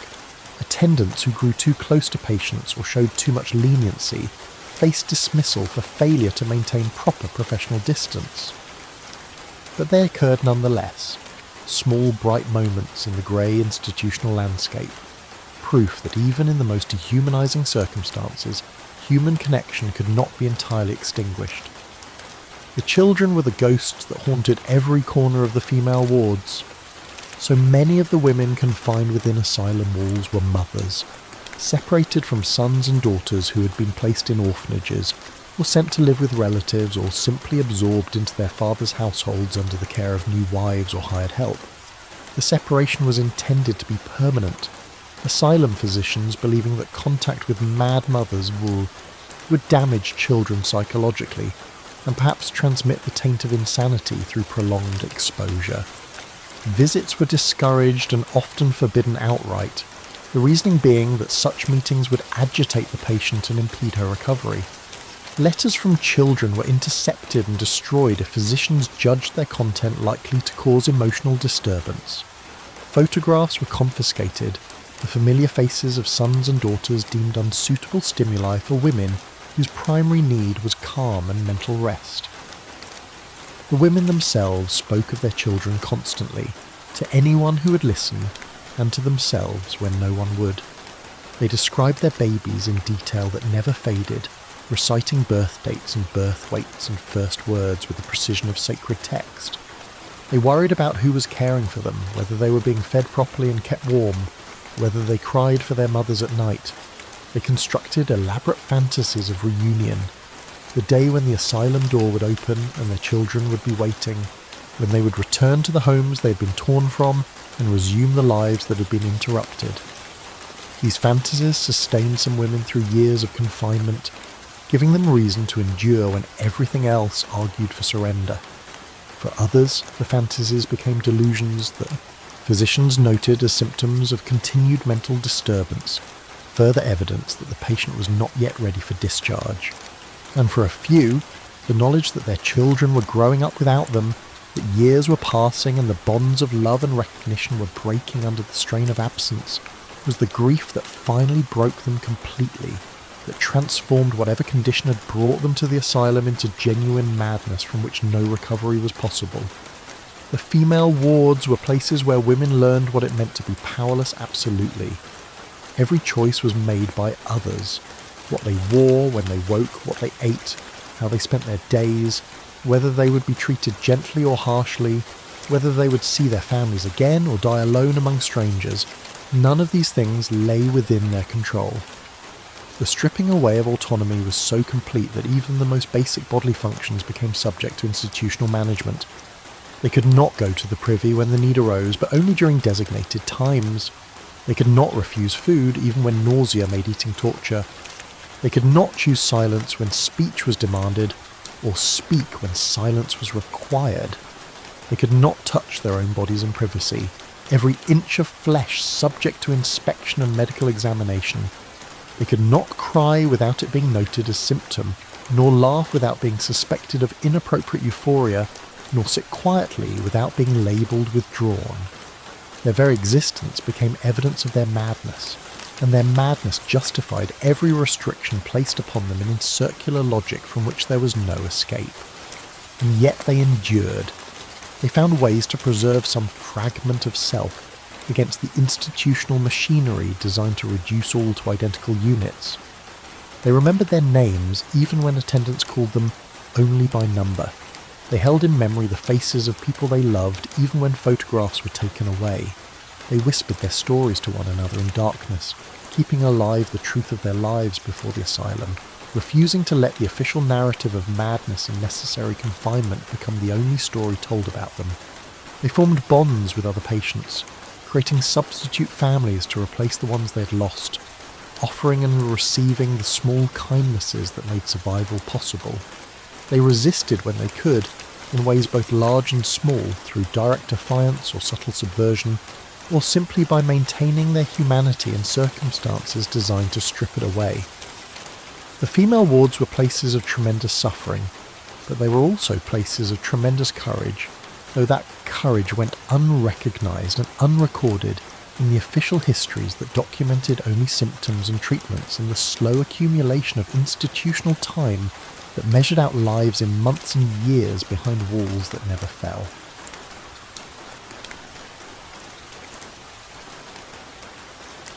Chapter 6. The Invisible Staff. The asylum existed as a world apart, but it required constant labour to maintain the illusion of order and therapeutic purpose. Behind the physicians who made rounds and the attendants who supervised wards stood an army of workers whose presence barely registered in official reports, yet without whom the entire enterprise would collapse within days. They moved through the corridors before dawn and after dark, performing the thankless tasks that kept 3,000 patients housed and fed and minimally clean. They were the porters who hauled coal to feed the heating system and carried away the ashes afterward. They were the laundry workers who washed endless loads of soiled linens in steaming vats. They were the cooks who prepared vast quantities of institutional food in kitchens that operated from 4 in the morning until 9 at night. They were the maintenance men who repaired broken plumbing and patched leaking roofs and kept the gas lines functioning and the privies from overflowing. They were the gardeners who tended the grounds and grew vegetables in the asylum's extensive gardens. They were the night watchmen who patrolled empty corridors, ensuring that no patient had escaped and no fire had started. They were invisible in the sense that their work was noticed only in its absence, and their lives were structured by the same rigid hierarchy that governed patient existence, though they at least retained the freedom to leave at the end of their shifts and return to homes beyond the walls. The attendants occupied a middle rank in this hierarchy, above the general labourers, but far below the medical staff in status and authority. Their work was intimate in ways that other asylum jobs were not, bringing them into constant physical contact with patients whose bodies they washed and dressed and restrained. The female attendants were typically unmarried women or widows, drawn from the same working class background as the patients they supervised, the primary distinction being the accident of circumstance that placed them on one side of the locked door rather than the other. They earned between £20 and £30 annually, wages supplemented by room and board within the asylum complex, small apartments in buildings adjacent to the wards that they were expected to occupy so that they would be available at all hours should emergencies arise. The male attendants earned slightly more, £30 to £40 per year, their higher wages justified by the supposed greater difficulty of managing male patients who were presumed more violent than their female counterparts. The daily routine of an attendant's life was shaped entirely by the asylum's schedule. They rose at 5:30 to prepare the wards for the 6 o'clock bell that woke the patients. They supervised washing and dressing, distributed breakfast, oversaw work assignments, managed the midday dinner, monitored afternoon activities, served supper and settled patients for all of the night, a cycle that repeated without variation 7 days a week. Time off was limited, 1 half-day per week and 1 full Sunday per month, barely sufficient to maintain connections with family or friends outside the institution. Many attendants gradually lost touch with the external world, their social circles narrowing to include only other asylum staff, their conversations dominated by institutional matters, their perspectives shaped by years of immersion in an environment where normal human interaction was subsumed by the dynamics of custodial care. The training provided to new attendants was minimal and practical rather than theoretical. Senior staff demonstrated how to apply restraints without causing visible injury, how to force feed a resistant patient with minimum fuss, how to recognise the signs that preceded violent outbursts, how to manage a ward of 50 patients with only 1 or 2 attendants on duty. They learned which physicians preferred strict enforcement of rules and which would tolerate minor infractions if the ward remained quiet. They learned which patients could be trusted with small responsibilities and which required constant supervision. They learned to write reports that recorded observations in language that would satisfy a medical review, while avoiding phrases that might attract unwanted scrutiny from administrators or visiting inspectors. They learned the unwritten rules that governed staff behaviour, the petty corruptions that were tolerated, and the serious violations that would result in immediate dismissal. The relationship between attendants and physicians was marked by mutual dependence and mutual contempt. Physicians relied on attendants to manage the daily realities of patient care, to implement treatment orders, to maintain order within the wards, to provide the detailed observations that informed medical decisions. Without competent attendants, a physician's authority was merely theoretical, unable to be exercised over patients he saw for minutes at most during his daily rounds. Yet physicians viewed attendants as inferior beings, uneducated women fit only for manual labour, lacking the intellectual capacity to understand the medical principles that justified institutional practices. The physicians issued orders with the expectation of immediate obedience, never explaining their reasoning, never soliciting input from the people who actually spent hours daily with the patients and might possess insights unavailable during brief clinical examinations. The attendants in turn resented the physicians whose comfortable lives contrasted sharply with the grinding reality of ward work. The doctors arrived at 9 in the morning and departed by 4 in the afternoon, spending their days in offices and treatment rooms, rarely soiling their hands with the actual physical labour of patient care. They earned 10 or 20 times what an attendant made, lived in pleasant homes with servants of their own, belonged to professional societies and social clubs, occupied a status that attendants could never hope to achieve regardless of their competence or years of service. When things went wrong in the wards, when a patient injured herself or another, when escapes occurred or inspections revealed deficiencies, it was attendants who faced consequences, while physicians protected themselves through carefully documented orders showing that proper procedures had been specified, even if they had not been adequately carried out. The hierarchies among attendants themselves were rigid and fiercely maintained. Senior attendants who had served 10 or 15 years claimed authority over junior staff, assigning the worst tasks to newer employees and reserving the easier duties for themselves. They controlled access to the small privileges that made institutional life bearable. The better quarters in the staff housing, the preferred shifts that allowed some semblance of normal sleeping patterns, the opportunity to supervise work details outside the locked wards where fresh air and sunlight could be enjoyed. Junior attendants who challenged these arrangements found themselves assigned permanently to the most difficult wards, the chronic cases or the violent patients, their work life made miserable through 1,000 small acts of retaliation that never rose to the level of actionable offence but effectively communicated the price of insubordination. Some attendants were naturally cruel, taking pleasure in the exercise of power over helpless patients. They twisted restraints tighter than necessary, ignored calls for assistance, withheld food or water as punishment for minor infractions, struck patients who could not defend themselves or report the abuse without being labelled delusional. Such attendants were rarely dismissed unless their actions became so egregious that they could not be ignored. The asylum depended on their labour, and replacing them with new staff who would require training and time to reach even minimal competence was deemed more costly than tolerating behaviour that, while regrettable, did not fundamentally threaten institutional operation. Complaints from patients were given no weight, dismissed as the paranoid imaginings of disturbed minds. Even when injuries were visible, explanations could always be manufactured. The patient had fallen, had injured herself during a violent episode, had attacked an attendant who had defended herself with necessary force.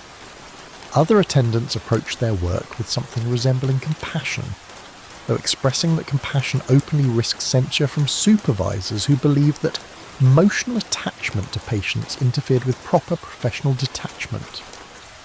These attendants learned to offer kindness covertly, small gestures that might pass unnoticed or be explained away if questioned, an extra blanket on a cold night, delivered without comment, a hand held briefly during a moment of distress, a blind eye turned, minor rule violations that harmed no one, a whispered word of encouragement to a patient who seemed near the breaking point.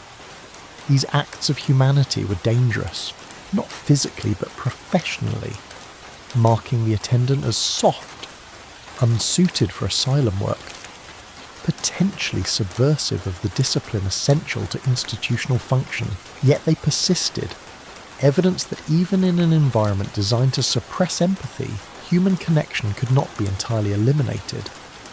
The male attendants who worked in the asylum's male wards were a different breed, recruited often from military backgrounds or from occupations that valued physical strength and willingness to employ force. They were larger on average than their female counterparts, their presence intended to intimidate patients into compliance. The work in male wards was understood to be more dangerous, male patients more prone to sudden violence, more capable of causing serious injury to staff. This justified higher wages and a rougher approach to patient management, restraints applied more freely, punishment more severe, tolerance for patient autonomy virtually non-existent. The male attendants developed a culture of aggressive masculinity, proving their status through demonstrations of physical dominance, competing over who could subdue violent patients most efficiently, who could withstand the longest shifts, who drank the most at the public house where many gathered after work to decompress from days spent in the pressure cooker environment of locked wards filled with desperate men. The night staff occupied a peculiar position in the asylum hierarchy, working hours when most others slept, seeing aspects of the institutional life that day staff never witnessed. Night attendants walked the wards during the dark hours, listening for sounds that indicated trouble, checking that patients remained in their beds, ensuring that no one had found means to end her own life during the vulnerable hours between midnight and dawn. They saw the nightmares that caused women to wake screaming, the sleepwalking that occasionally occurred despite locked doors, the quiet weeping of those who could maintain composure during the day but lost control when darkness fell. They also saw the affairs that developed between staff members who thought themselves unobserved, the theft of food from the kitchens, the attendants who slept through their shifts, the violations of protocol that occurred when supervisory presence was minimal. This knowledge gave night staff a certain power. Their silence about irregularities purchased through small favours and blind eyes turned to their own shortcuts and rule violations. The turnover among attendants was high, many lasting only months before the work broke them, or they found better opportunities elsewhere.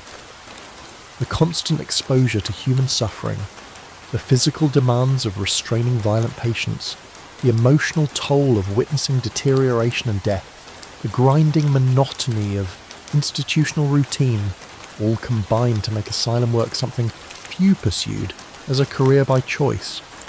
Those who remained for years often exhibited a certain deadening of affect, an emotional flattening that allowed them to perform their duties without being destroyed by them. They learned not to remember the patients as individuals, not to wonder about the lives they had led before admission, not to imagine what might become of them if circumstances had been different. Such thoughts were luxuries that made the work impossible. Better to see patients as cases, as numbers, as problems to be managed rather than people to be helped. The support staff who kept the asylum functioning were even more invisible than the attendants, their work literally behind the scenes. In the laundry, women worked 12-hour shifts in heat and humidity that approached torture, washing and ironing the endless loads of institutional linens. The work destroyed health, respiratory problems developing from constant inhalation of steam and chemical vapours, joints deteriorating from repetitive motion, skin damaged by harsh soaps and scalding water. In the kitchens, cooks and their assistants laboured from before dawn until after dark, preparing meals for thousands from ingredients purchased in bulk and often of dubious quality. The work was hot and dangerous, burns common, cuts from knives and slicers frequent, back injuries from lifting heavy pots and sacks of flour endemic. The porters who moved supplies through the vast complex age prematurely, their bodies worn out by years of heavy labour, climbing stairs with loads of coal or linens or provisions, their lungs blackened by coal dust, their backs permanently bent. The maintenance staff worked largely unseen, entering wards at night to repair damage, fixing plumbing and patching walls, their presence known only by the evidence of their work. They saw things that other staff missed, the makeshift tools that patients created from scavenged materials, the hidden caches where forbidden items were stored, the evidence of desperate attempts at escape that had been abandoned or had failed. They said nothing, having learned that reporting such discoveries only created trouble and changed nothing fundamental about the patient's situations.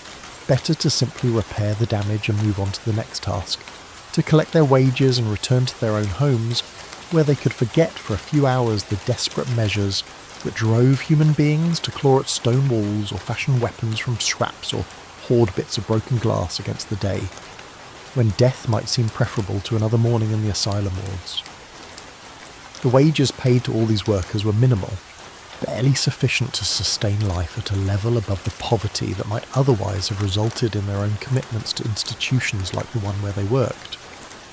The asylum economised wherever possible, paying the lowest wages that would still attract workers, providing the bare minimum of housing and food to staff required to live on the grounds, investing nothing in improvements that did not directly benefit patient care, as observed during official inspections. The workers understood that they were expendable, that illness or injury, or simply growing too old for the physical demands would result in dismissal without pension or provision for future support. Their own lives were as precarious as those of the patients they supervised, the margin between employed and destitute thin enough that a single misfortune could result in crossing that line from which there was no return. Yet they continued day after day, year after year, maintaining the machinery of institutional care that ground through human lives with mechanical indifference. They were not evil, these invisible workers who kept the asylum functioning. Most were simply people trying to survive, doing work that was available, earning wages that kept their own families from starvation or the workhouse. But their labour enabled a system that warehoused unwanted human beings under the guise of medical care, that destroyed lives while claiming to save them, that perpetuated suffering while denying that suffering was occurring. They were complicit, as all who participate in systemic cruelty are complicit, but they were also trapped within the same economic forces that trapped the patients, unable to refuse employment without consequences they could not afford. The asylum created victims among its staff as well as among its patients, though the staff at least retained the freedom to leave, a freedom they exercised rarely because freedom without resources is merely another form of prison, one with walls built of hunger and homelessness, rather than stone and iron, but no less confining for being invisible.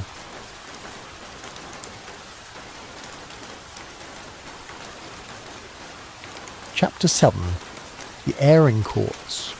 The airing courts were enclosed spaces surrounded by high brick walls measuring perhaps 40 yards on each side, surfaced with packed earth or gravel that turned to mud during England's frequent rains.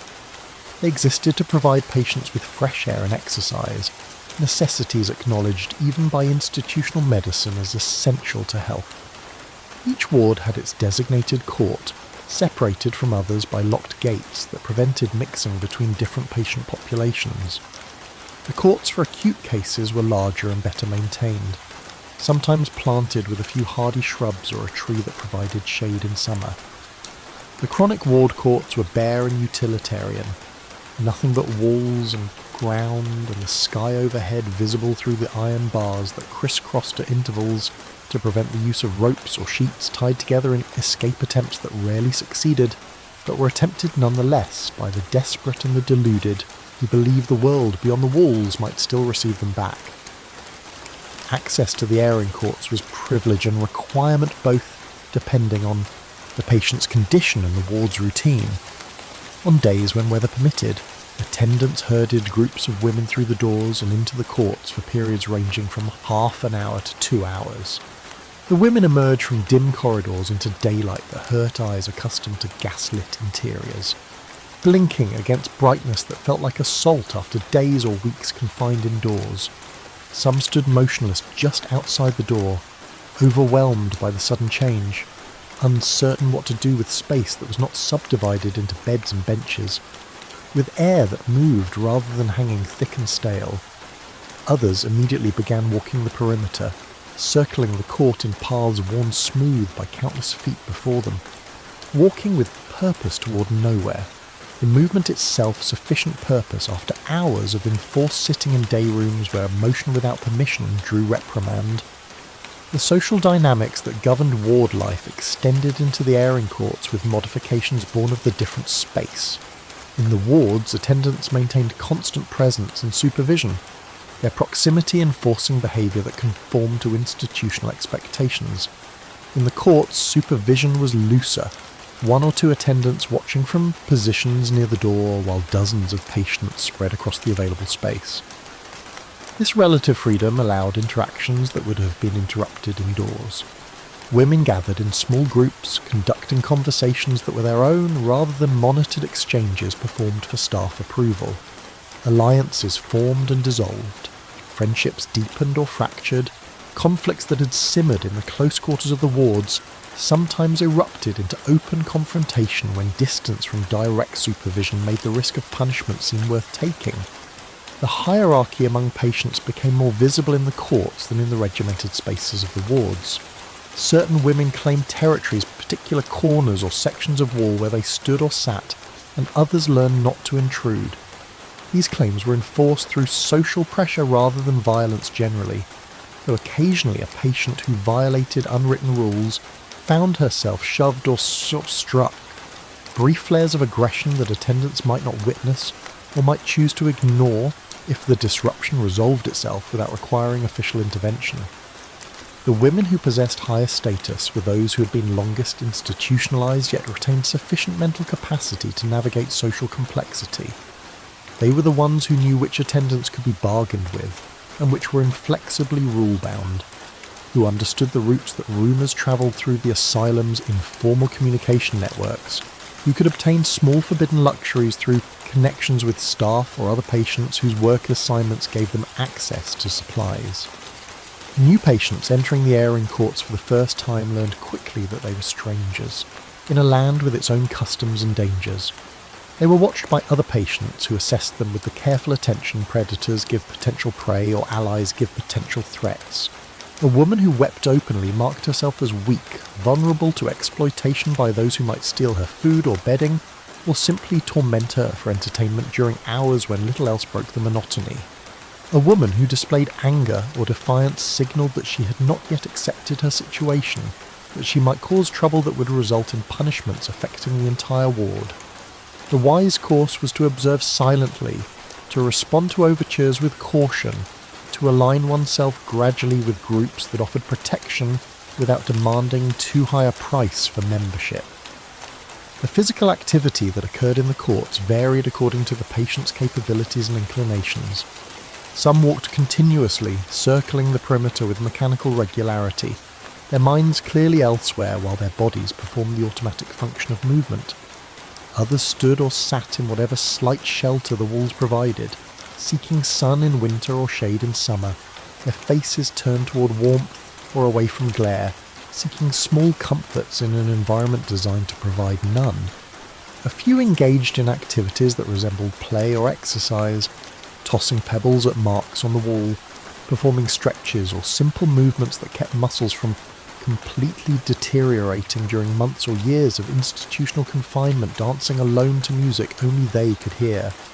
These women drew attention from others, their animation strange against the background of institutional torpor, but they were generally left unmolested unless their behaviour became disruptive enough to attract attendant intervention.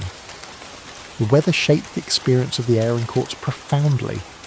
On clear days when sun provided warmth and light illuminated the space, the courts offered genuine respite from ward life. Women could feel wind on their faces, observe clouds moving across the sky, note the passage of seasons through subtle changes in temperature and the angle of sunlight. These sensations, so ordinary in normal life, became precious in the asylum where natural phenomena were filtered through windows too high to look out of, and days blended into sameness, marked only by the routine of meals and shifts. But when rain fell or fog descended, or winter wind cut through thin institutional clothing, the courts became places of misery. Patients were sometimes required to take their exercise regardless of conditions, standing in rain until they were soaked through, shivering in cold that the asylum's inadequate heating system never quite dispelled even hours after they returned indoors. The reasoning was that fresh air remained beneficial regardless of discomfort, that soft treatment would only reinforce the weakness that had led to mental breakdown in the first place. The walls surrounding the dorm. Courts were high enough to prevent any view of the world beyond the asylum grounds. A tall woman standing close to the wall might glimpse the tops of trees growing outside, might see birds flying overhead, might observe the sky and clouds and nothing else that would indicate human life continuing in the world she had been removed from. This isolation was intentional, the belief being that patients needed complete separation from external influences during treatment, that contact with the normal world would only interfere with the therapeutic process. In practice, the walls served primarily to contain, to prevent escape and to hide from public view the conditions under which asylum patients lived. The neighbourhoods surrounding Colney Hatch were aware of the institution's presence, but preferred not to think too much about what occurred behind those walls, the casual cruelty that was standard practice, the lives that deteriorated year after year within an institution that promised cure but delivered only custody. Occasionally, sounds from beyond the walls penetrated into the courts. The whistle of a train passing on nearby tracks, the bells of a church marking the hours, the cries of street vendors, or the barking of dogs, or the laughter of children playing in gardens that abutted the asylum property. These sounds were painful reminders of the life continuing without the women confined within the walls, the normalcy that had been taken from them and might never be restored. Some patients stood listening intently whenever such sounds reached them, straining to hear every detail, constructing in imagination the scenes they could no longer observe directly. Others covered their ears or retreated indoors, unable to bear the evidence that the world they had been removed from continued in their absence, that their families and friends and communities had closed over the spaces they had occupied, like water filling the depression left by a stone dropped into a pond. The airing courts were also places where information was exchanged, news passing from patient to patient through chains of communication that operated below the level of staff awareness. A woman who worked in the kitchens might report to her ward mates what she had overheard from the cooks, staff gossip about upcoming inspections or administrative changes, or incidents in other wards. A patient whose family still visited, rare enough to make her information valuable, might share news from the outside world, political events or social changes, or simply the mundane details of life beyond the walls that became exotic and fascinating to women who had lost all direct contact with ordinary existence. Death notices circulated this way, patients learning that someone from their ward had died during the night, the body removed before morning so that others would not be disturbed, the empty bed refilled within a day or two with a new admission, whose face would soon become as familiar as the one that had vanished. Escape plans were sometimes hatched in the airings courts, though few progressed beyond wishful fantasy. The walls were too high to climb, 20 feet or more, and topped with iron spikes that would impale anyone who somehow managed to scale them. The gates were kept locked, keys held by attendants who never let them out of their possession. The few successful escapes that occurred over the years generally involved patients assigned to work details outside the main asylum complex, women working in the gardens or the farm who found moments when supervision was lax enough to allow a dash for the perimeter fence in the fields beyond. But such opportunities were rare, and most patients assigned to outside work had been selected precisely because they were judged unlikely to attempt escape. Chronic cases who had long since abandoned hope, or acute cases whose symptoms included such confusion that they could not maintain the sustained planning and focused action that escape required. The return indoors came when attendants decided time was sufficient, the door opening and the command given to return to the wards. the women filed back inside, leaving behind the open sky and the possibility of movement for the close confines of the day room where they would sit until the next meal or work assignment, or the evening bell that sent them to their beds. The time in the courts faded quickly into memory, a brief interruption in the otherwise unchanging routine of institutional life. But for the hours they had been outside, they had possessed something approaching autonomy, the ability to move where they wished within the limited space, to converse freely without constant monitoring, to feel themselves human in ways that were impossible within the wards where every action was controlled and every moment supervised. The air in courts was still prison, the walls that enclosed them were still walls, the women who walked within them were still captives whose freedom had been taken by signatures on commitment papers, but they were prison with sky above. And for women whose worlds had shrunk to the dimensions of locked wards and narrow beds, that sky was enough to sustain hope. Or if not hope, then at least the memory of a time when sky had been something they could stand beneath without walls rising on all sides to cut them off from the horizon. Chapter 8. The Night Watch. Darkness transformed the asylum into a different world, one where the rigid structures of daytime routine dissolved into something more fluid and more dangerous.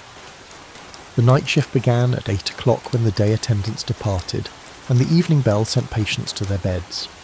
The night staff numbered far fewer than their daytime counterparts. One attendant for every 50 or 60 patients, where during daylight hours the ratio might be 1 to 30. This economy was justified by the assumption that sleeping patients required less supervision than waking ones, an assumption that ignored the reality that night was when the asylum's residents were most vulnerable to the demons that had brought them to this place. The darkness amplified voices that might be quieted during busy daylight hours. The silence made every small sound enormous. The isolation, the knowledge that help was farther away and less likely to come quickly, stripped away whatever thin veneer of safety patients might construct during the day. The night attendant's post was a wooden chair positioned near the entrance to each ward, placed so that she could observe the long rows of beds stretching away into dimness, illuminated only by the gas lamps turned low. In theory, she was to remain awake and alert throughout her shift, rising every hour to walk the length of the ward and verify that all patients slept peacefully and none had managed to harm themselves or escape. In practice, exhaustion and boredom and the simple human need for sleep meant that many night attendants dozed in their chairs, waking periodically to perform cursory checks before settling back into uneasy rest. The asylum paid night staff slightly more than day attendants, a wage premium that acknowledged the difficulty of maintaining wakefulness through the long dark hours, but the increase was insufficient to overcome the fundamental challenge of keeping alert when nothing seemed to be happening, and the body's every instinct insisted that night was meant for sleep. The sounds of the ward at night were particular and unchanging. Breathing, dozens of women inhaling and exhaling in rhythms that never quite synchronized, creating a susurrus like wind through grass. The creak of bed frames as bodies shifted in sleep, seeking comfort on thin mattresses that provided little cushioning against the iron beneath. The occasional cough or moan or muttered word as someone dreamed. The scratch of rats in the walls, the asylum's constant companions despite all efforts at extermination. Bold enough at night to venture into the wards themselves in search of food crumbs missed during the day's cleaning. The drip of water from pipes that were always needing repair, the tick and hiss of the gas lamps, the distant sound of footsteps from other corridors as other attendants made their rounds. These sounds became so familiar that the night attendant learned to filter them, her mind registering only departures from the expected pattern. A cry that was too loud, silence where sound should be, the thump of a body falling or the crash of something breaking. The patients who could not sleep were the ones who required watching. Some lay awake for hours, eyes open in the darkness, staring at ceiling or wall, or simply into the space before them. These women were generally harmless, their wakefulness merely another symptom of the conditions that had brought them to the asylum, their thoughts circling endlessly through memories and regrets and fears. But others grew agitated as the night progressed, their inability to sleep manifesting in restless movement that disturbed those nearby, in muttering that grew gradually louder. in the picking and scratching at their own skin that could escalate into serious self-injury if not interrupted. The night attendant learned to recognise the signs, to intervene before quiet distress became loud disturbance that would wake the entire ward and require the summoning of additional staff to restore order. Restraint at night was common practice, applied preemptively to patients judged likely to cause problems during the dark hours. A straitjacket or simple wrist restraints that tied hands to bed frame prevented both self-injury and interference with other patients. Women, secured this way, lay helpless in their beds, unable to move enough to find comfortable positions, unable to scratch itches or wipe away tears or adjust blankets that slipped off during the night. They endured the hours until morning release, learning that protest only resulted in gags being added to restraints, cloth tied around the mouth to muffle cries that might disturb others. The medical justification cited patient safety and ward management, but the restraint served primarily to reduce the labour demands on night staff, who could not provide individual attention to multiple disturbed patients simultaneously. Better to secure potential problems in advance than to deal with actual incidents that might require documentation and explanations to supervisory staff. The night was when deaths most often occurred, hearts ceasing their beating during sleep, bodies cooling in their beds while neighbours slumbered on unaware. The discovery usually came during the hourly rounds, the attendant's hand reaching out to touch a shoulder or check a pulse and finding flesh gone cold and still. The procedure that followed was practiced and efficient. The body was covered with a sheet and left in place until morning, when the day staff would arrive and the death could be processed through proper channels. Moving a corpse in darkness risked waking other patients and creating disturbance that would disrupt the entire ward. The dead could wait, requiring nothing, while the living needed to be managed and their sleep preserved. Other patients sometimes woke to find that the woman who had slept in the next bed had died during the night, her body lying beside them for hours while they slept unknowing. This discovery could be deeply disturbing, but attendants dismissed complaints with the practical observation that the dead could do no harm, and patients needed to grow accustomed to death as fact of institutional life. Suicide attempts were more common at night, when supervision was minimal and the darkness offered concealment for actions that would be immediately detected during the day. Women hoarded pills from their evening medications, holding the tablets under their tongues and spitting them out later to hide beneath mattresses until sufficient quantity accumulated for a fatal dose. They fashioned ligatures from torn strips of nightgown or from the few personal items they possessed, attempting to hang themselves from bed frames or window bars during the hours when the attendant's chair was empty during rounds. They saved pieces of broken crockery or glass, cutting their wrists in the darkness and lying quietly bleeding until weakness took them past the point where help could make difference even if it came. The night attendant who discovered such an attempt faced difficult decisions. Summoning the physician meant disturbing his sleep and inviting his anger if the situation proved less serious than it appeared. Attempting to manage the crisis alone risked the patient's life and the attendant's employment if the outcome was death and questions were asked about why proper procedures had not been followed. The women who heard voices found them loudest at night. During the day, the business of ward routine provided distraction, the voices perhaps still present but competing with actual sounds and actual demands on attention. At night, with external stimulation reduced to near nothing, the internal voices gained strength and insistence. They commanded and threatened and cajoled, urging actions that ranged from harmless to dangerous, speaking in tones that patients recognised as mothers or dead children or God himself. Some women argued back, conducting conversations that seemed coherent to them, but appeared to others as mad ranting addressed to empty air.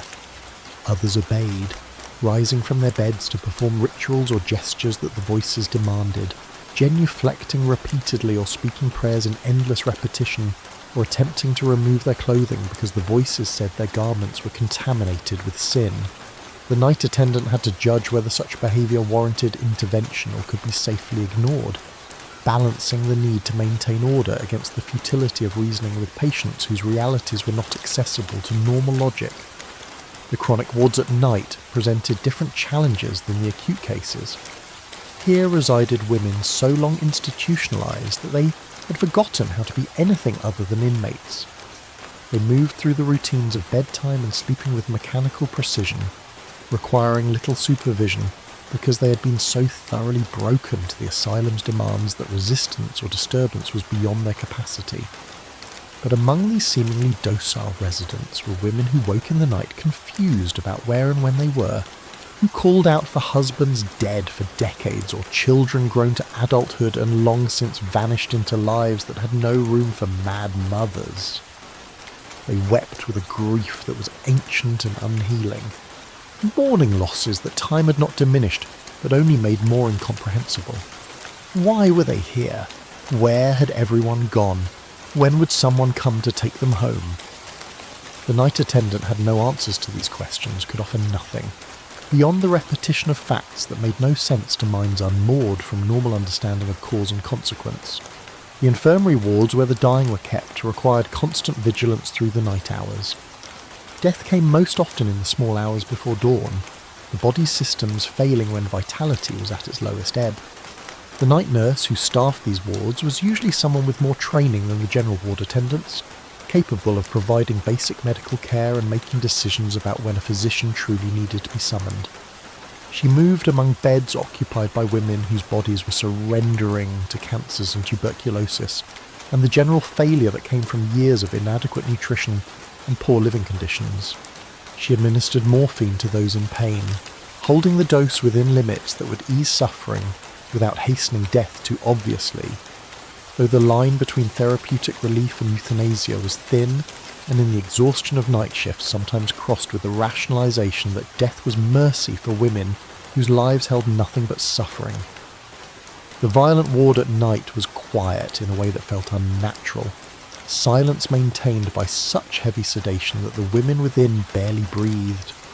These were patients who during the day required constant restraint, whose madness manifested in aggression toward others or themselves, who had been judged too dangerous for the general population. At night they were drugged into near stupor, chloral hydrate or bromides administered in doses that kept them unconscious or so close to it that movement was impossible. The night attendant assigned to this ward spent her hours in unnerving quiet, surrounded by women whose stillness seemed more like death than sleep, checking periodically that they still drew breath and had not choked on vomit or simply ceased living, as occasionally happened when sedation was too heavy or a heart too weak to withstand the chemical assault.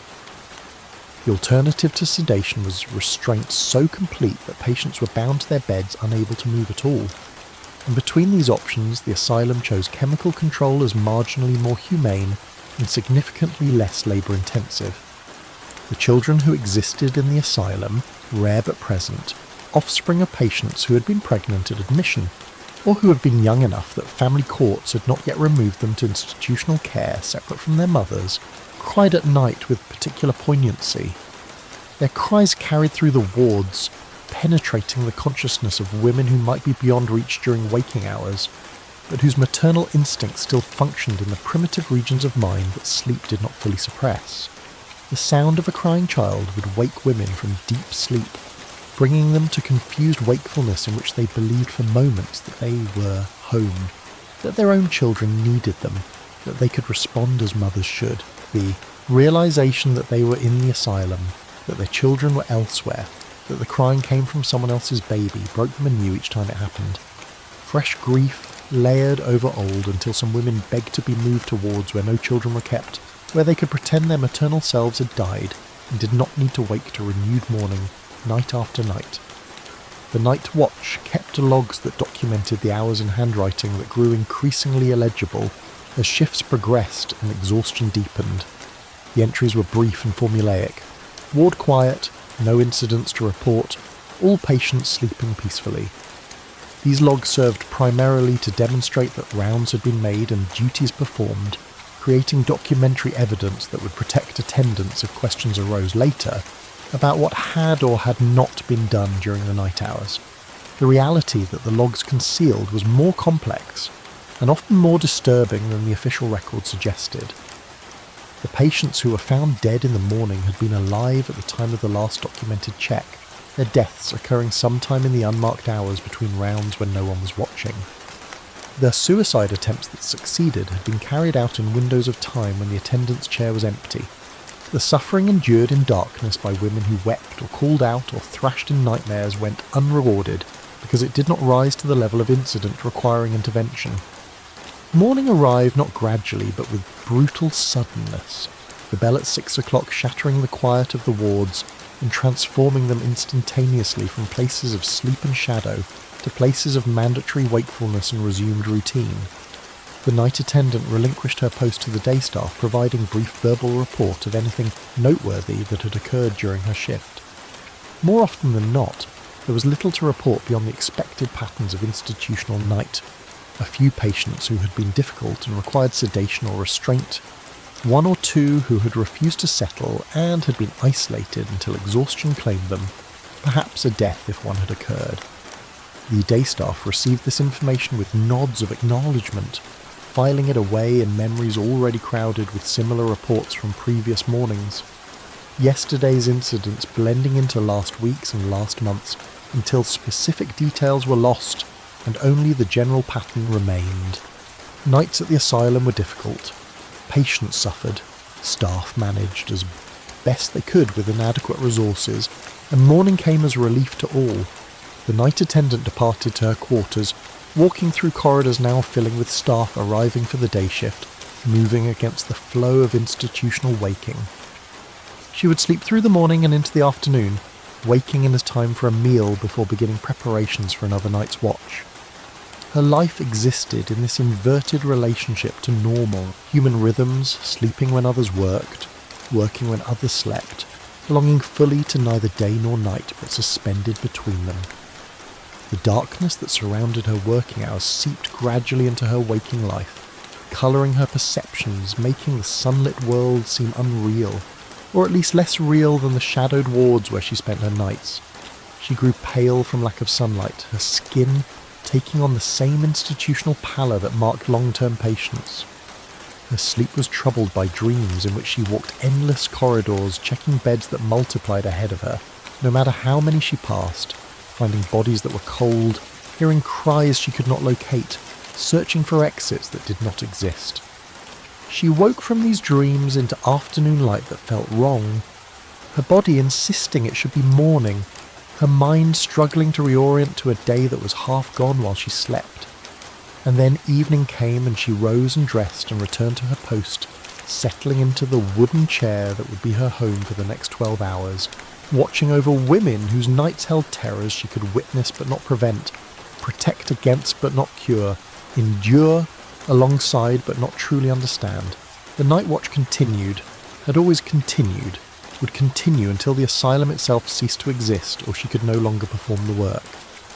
The darkness waited, patient and unchanging, and she entered it again as she had the night before and with the night after, keeping her vigil over the sleeping and the suffering until dawn released them all into another day of captivity disguised as care. Chapter 9. The ones who left discharge from the asylum as theoretically possible, written into the regulations that governed institutional operation, and mentioned in the annual report submitted to the commissioners in lunacy. The documents spoke of recovery rates and successful treatments, of patients restored to sanity and returned to their families and communities. The numbers cited suggested that perhaps 1 in 5 admissions resulted in discharge within the first year, a figure that appeared to justify the existence of these institutions and the methods employed within them. But the numbers concealed as much as they revealed, and the reality of leaving the asylum bore little resemblance to the optimistic language of official reports. Discharge was rare, conditional, and often temporary, a brief interlude before readmission, rather than true liberation from institutional control. The process of obtaining release began with the judgment of the medical superintendent or his assistant physicians, men whose assessments determined whether a patient had recovered sufficiently to warrant consideration for discharge. The criteria for recovery were vague and subjective, based more on behaviour and compliance than on any objective measure of mental health. A patient who had ceased to exhibit the symptoms that had prompted her admission, who followed instructions without resistance, who worked when assigned tasks and caused no disturbance in the wards, might be judged improved regardless of whether her underlying condition had changed. Conversely, a patient whose mental state had genuinely improved but who continued to question her confinement or complain about treatment or insist that she had never been mad in the first place was likely to be assessed as still delusional, her protest taken as evidence that recovery remained incomplete. The decision to discharge was complicated by factors that had nothing to do with the patient's condition. Families who had committed women to asylum care were often reluctant to receive them back even after physicians declared them recovered. The reasons were various and damning. A husband who had grown comfortable in his wife's absence, who had perhaps taken a new woman into his household, had no desire to disrupt arrangements that suited him by accepting return of a wife whose presence had been inconvenient enough to prompt commitment in the first place. Parents who had committed a difficult daughter found that life ran more smoothly without her, yet her absence had been absorbed into family routine, and her return would require readjustments no one wished to make. Adult children who had committed elderly mothers were unwilling to resume responsibility for their care, finding institutional custody far less burdensome than having them living in their homes. The asylum provided a convenient solution to problems that families had decided they would not solve through other means, and discharge would only recreate those problems. The social stigma of asylum residents made discharge problematic even when families were willing to receive patients back. A woman known to have been in the lunatic asylum was marked permanently, her reputation damaged beyond repair in communities where madness was viewed as moral failing or hereditary taint. Neighbours whispered and drew their children away. Potential employers refused to hire anyone with asylum history, reasoning that madness might return without warning and create liability they wished to avoid. Churches that had once welcomed the woman now viewed her with suspicion, her presence during services unsettling to congregations who preferred not to be reminded of human fragility and the ease with which normal life could collapse into institutional custody. Marriage prospects for young women who had been asylum patients were destroyed, no respectable family willing to accept such a connection. The practical result was that even women judged recovered had nowhere to go, no means of supporting themselves, no community willing to reintegrate them into normal social life. The mechanics of discharge required family cooperation that was often withheld deliberately. The law specified that patients admitted on medical certificates could be discharged on the order of the person who had sign-end, commitment papers, or by the asylum's medical superintendent. In practice, physicians were reluctant to discharge patients over family objections, understanding that readmission would likely follow within weeks or months, and that the administrative burden of processing discharge and readmission was significant. Letters were sent to families informing them that a patient was judged well enough for discharge, requesting that arrangements be made for her return.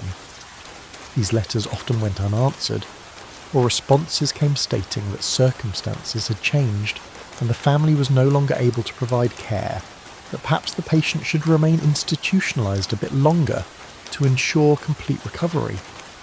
The asylum could theoretically discharge patients regardless of family wishes, but doing so created problems of its own.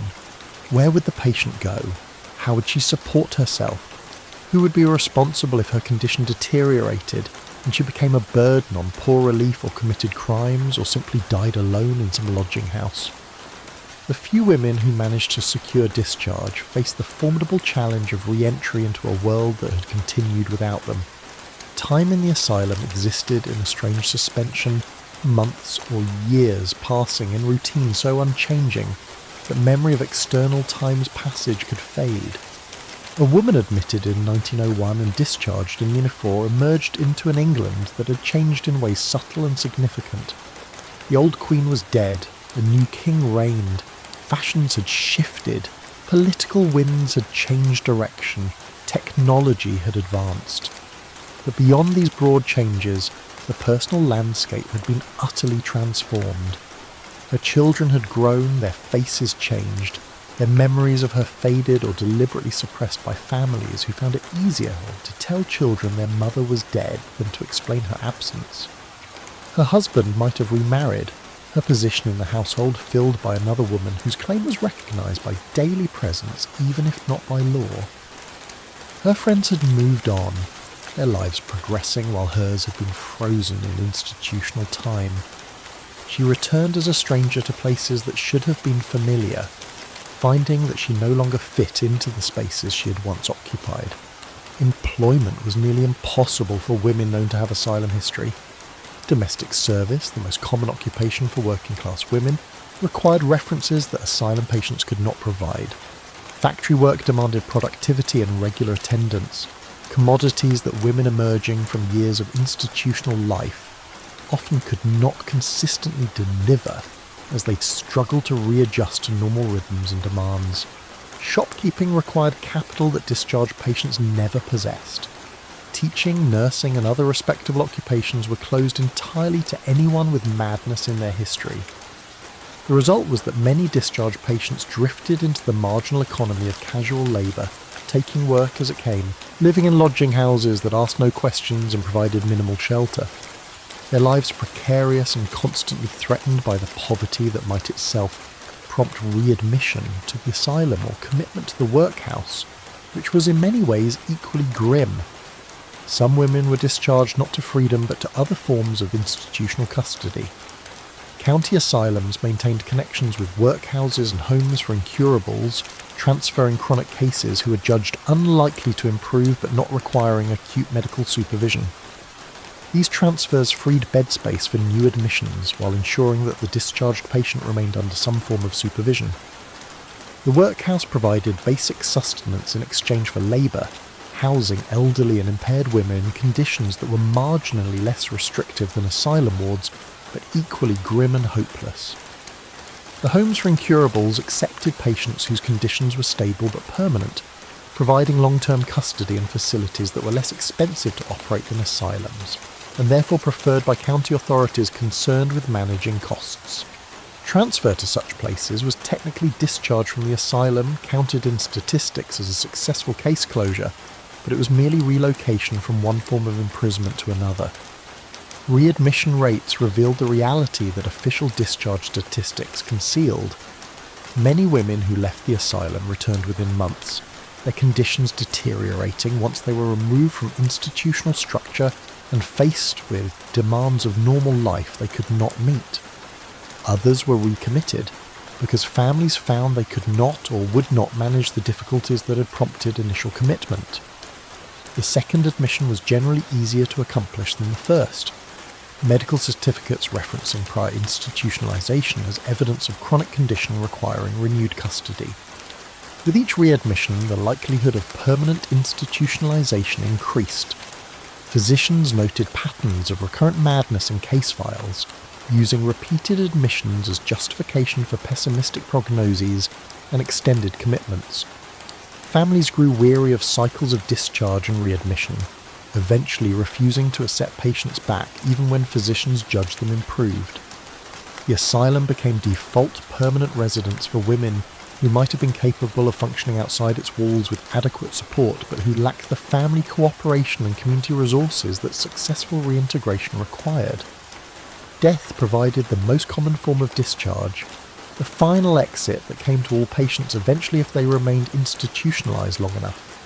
The mortality rate in asylums was higher than in the general population, the result of inadequate nutrition, poor living conditions, infectious diseases that spread rapidly in crowded wards, and the simple wearing down of bodies subjected to years of institutional life. When a patient died, her body was released to family if they claimed it, though many did not, preferring to let the asylum handle burial in the institutional cemetery that occupied a corner of the grounds. The graves were marked with numbers rather than names, plain stones that recorded only the patient's institutional identification. These numbered graves represented failures of every kind: failure of treatment, failure of family, failure of society to find any solution to the problem of inconvenient or difficult women beyond hiding them away until death dissolved the problem naturally. The women who did manage to leave the asylum and build lives outside its walls were extraordinary in their resilience and resourcefulness. They found work despite the obstacles, piecing together survival from casual employment and charity, and occasionally the support of women's aid societies that operated on the margins of respectable philanthropy. They created new identities, moving to cities where no one knew their histories, inventing pasts that excluded the years lost institutional custody. They formed connections with other women similarly marginalised, building communities of mutual support among those whom society had rejected.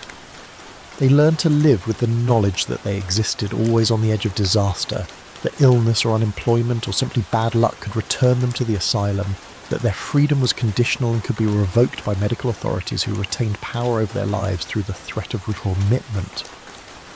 Some discharged patients became advocates, speaking publicly about asylum conditions despite the personal risks such testimony entailed. They wrote letters to newspapers, contacted members of parliament, testified before commissions investigating lunacy law reform. Their voices were usually dismissed, their testimony devalued by the very fact of their asylum history, which was taken as evidence of unreliability and possible ongoing delusion. But occasionally their words found audiences willing to listen, contributing to the slow accumulation of pressure that would eventually lead to reforms in commitment procedures and asylum management.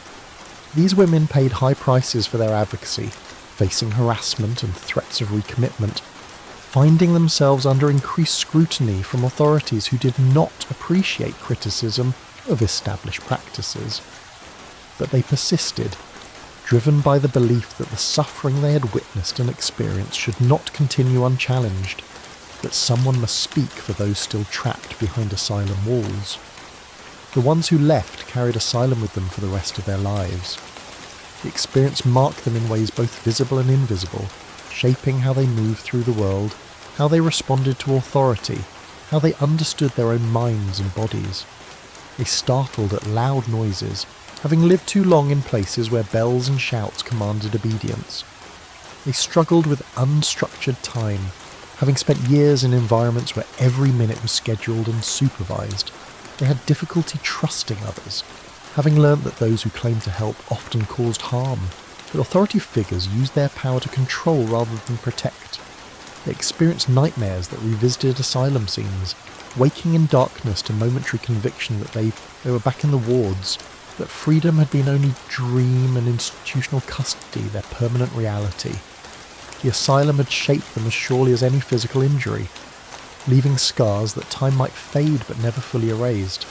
And always there was the knowledge that it could happen again, that the freedom they had gained was provisional, subject to revocation if they violated social expectations, or if families decided once more that they were inconvenient, that 2 signatures remained all that was required to return them to institutional custody, that the law provided minimal protection to those deemed mad, that their testimony about their own mental state would be given no weight against medical opinion that declared them still disordered.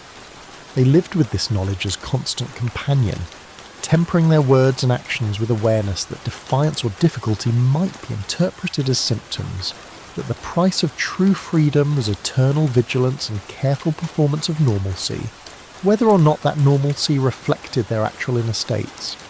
The ones who left had escaped the physical confines of the asylum, but they never entirely escaped its shadow. It followed them through their remaining years, a darkness at the edge of vision, a threat that shaped their lives as surely as walls and locks had shaped their days when they were still patients in wards from which leaving had seemed impossible. They were the fortunate ones, the survivors, the fraction of asylum admissions who managed to reclaim some version of autonomous existence. But their liberation was never complete, and the asylum remained part of them, a chapter that could not be closed, a history that could not be undone, a trauma that would echo through whatever years remained to them in the world beyond the walls. Chapter 10. The Archives of Sorrow.